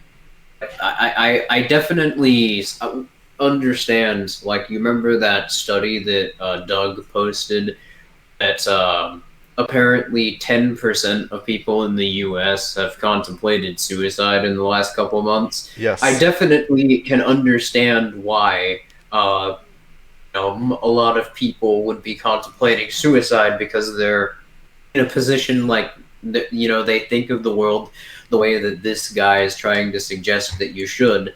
And, I think that it would drive you completely fucking mad. Which is, I think we touched upon this earlier in the video, where the reason that a lot of people are Rick Sanchez about the government is simply because, and I know people in the chat were talking about it, how he's from Rick and Morty. I got that. I don't watch that. I don't really watch TV all that much, so I wouldn't know. Either way, the reason is just that because people want to be doing their own thing. They don't want to be focusing, like, hyper-focused on politics all the time. The fact of the matter is, like, it's so anxiety-inducing. They're exposed to politics all the time that a lot of people would just rather tune out, would just rather do their own thing. And I can't blame them in the least. This stuff is mentally exhausting. And given that everything is, like, hyper-politicized all the time, it's no wonder people are going to try to figure out ways to, get away. And people also get this impression that, well, this is going to be like this for all time, which... Good news. I have good news for everyone. It's not. It's going to be... Yeah. This kind of thing passes, but it's going to be rough to get through nonetheless. I'd imagine that it's going to significantly die down after the election.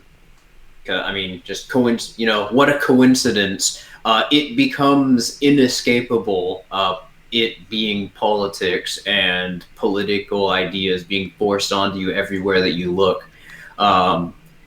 In an election year, who'd have thunk? I don't know about that, because this kind of thing's been escalating for a while now, and even outside of election years, we're starting to see all sorts of random things, like even traditionally escapist media being very politicized. A good example being like in 2017, the whole Colin Kaepernick kneeling during the national anthem controversy started to politicized sport events, which sports ball is typically a thing that a lot of boomers do in order to, decompress, to get away from politics, that sort of thing. And the NFL, their ratings got absolutely freaking hammered for that. They've started to recover slowly, but now that other sporting events, like, I know that the NBA is going to be putting like the names of the Black Lives Matter heroes on their jersey, and the NFL is going to be doing like slogans on their helmets or something like that. The details may not be correct as I'm presenting them, but generally, like, the players are trying to politicize their own sporting event, and I can imagine like they're just going to get absolutely destroyed. Granted, like, this recent event is happening during an election year, which reinforces what you said, but I think that the kind of dying down that you're anticipating after November 3rd, it's probably going to happen, but I just don't think it's going to be anywhere near. It'll die down a little bit. I think COVID will still be influencing a lot of things, because keep in mind that exists to mask the fact that there's a depression about to happen. And it's the same thing with, I think, the Black Lives Matter protests and shenanigans there, that they're trying to create cover for the local governments to justify closing down certain agencies, the certain agencies being legislation enforcement. So I can't imagine that that's going to be going away anytime soon. Not to mention, I can tell you with absolute certain, Mr. Eugenics Gates is definitely going to be looking for his payday, so don't expect that to be going away anytime soon. Well, yeah, I guess so. Like, the election, like, to clarify, is not the only reason that I would argue everything's becoming hyper-political. There's also sort of the fact that the state is literally collapsing at the seams, and it sort of, in a last dying effort, is trying to make every aspect of society political, like the last couple years of the Soviet Union in comparison. Yeah, or the last days of the Catholic Church as a superstate of Europe, when they were trying to make everything religious. Yeah, if you're anti-political, it's annoying, and definitely, it's kind of maddening at times, but it's at least possible to find some escape mediums. But yeah, if you think of everything as being political, you're right, especially right now, you're gonna have a bad time. You're going insane, and you can see it happening in real time with people everyone's losing their minds. I feel like I'm the only sane one at times, not only because I have a pretty good idea of what the hell is going on, but also because I can just observe it from an outsider's perspective and see things as they actually are. Libertarianism is therapeutic. It actually is. And I swear though, what? it really is. I mean, personally, everybody else is freaking out about my COVID, my drums, my economy. I'm just like, I know exactly what's going on right now. That's why libertarianism has been therapeutic for me. Just going back a couple of years.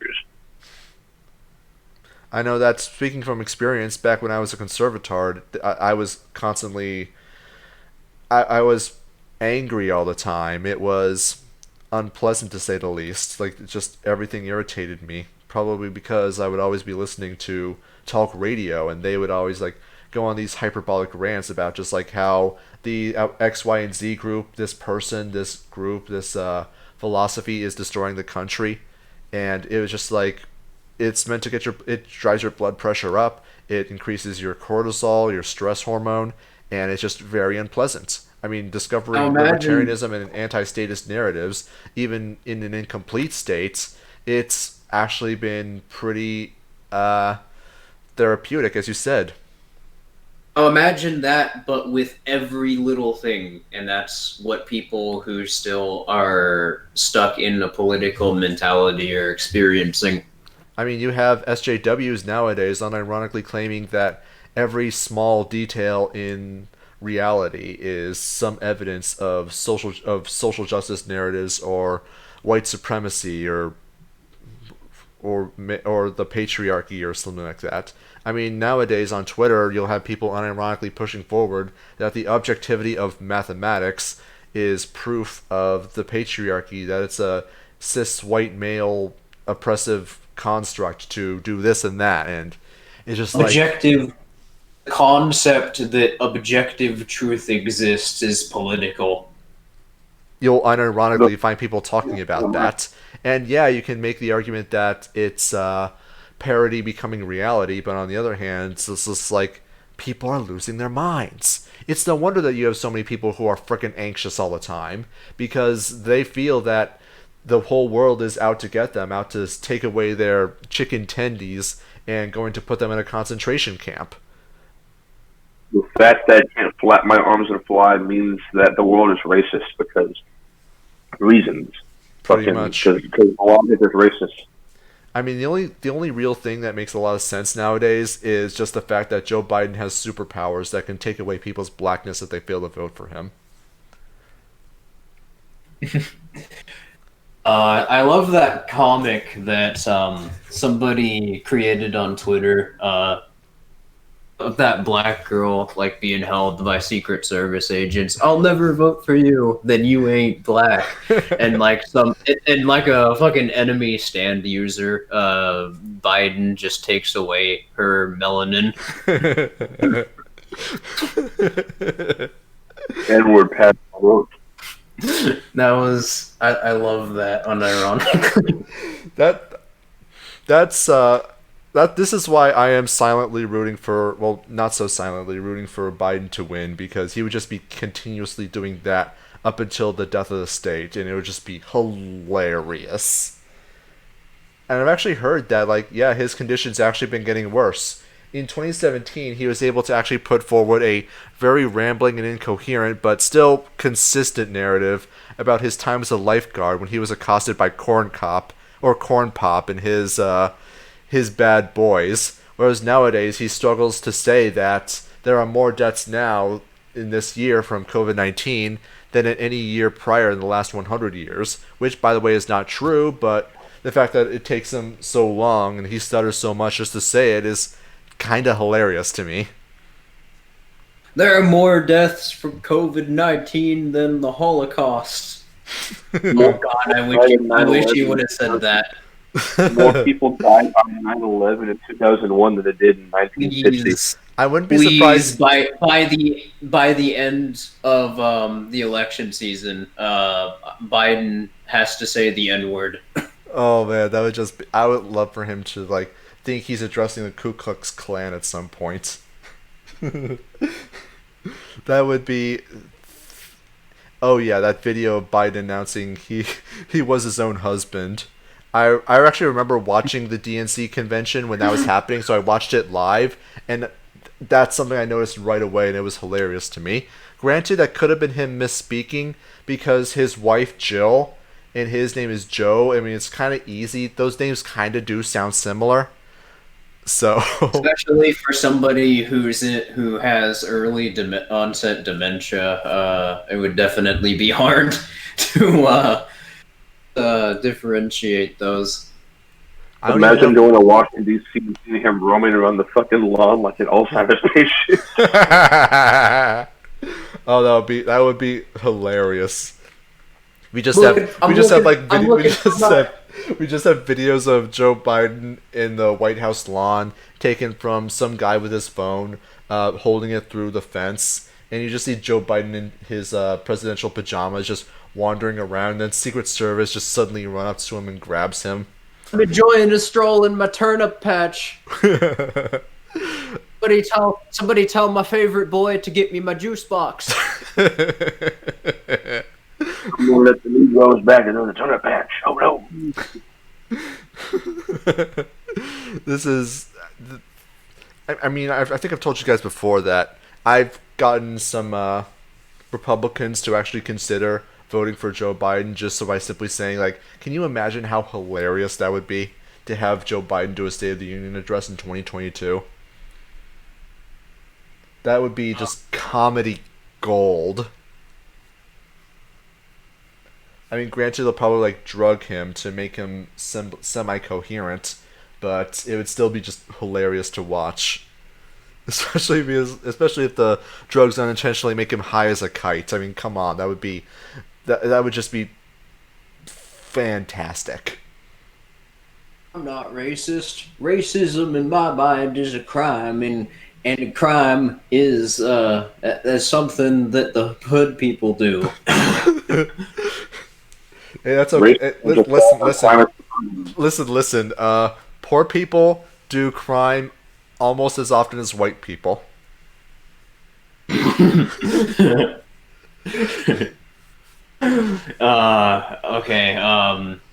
So have we run out of things to talk about, or are we just gonna keep making fun of Joe Biden? Honestly, I think it's kind of the end of the stream, though I noticed our viewers are slowly ticking upwards. Really? We're also going on 4 hours too, and I gotta get to bed. But yeah, well, I mean, we finished what we were talking about, so I guess this is the end of the stream. But yeah, I'd love to see the shit show that comes out of this on Twitter in the morning, especially from like the political libertarian crowd. The heretic convinced people to vote for Joe Biden, which I think you're just talking shit. But even if you did, I mean, who gives a fuck? It's not like it's gonna influence us. It doesn't really matter either way who they vote for, but I've gotten many to consider voting for Joe Biden just because they just think that would be hilarious. But anyways, yeah. So thanks for stopping by. Thank you those for you who donated. We'll try to make sure that the alerts actually start working next stream. And I do apologize for that, but again, I'm pretty new at Streamlabs, so we're just working things out as we go along. But thank you for your patience, and we'll see you next week.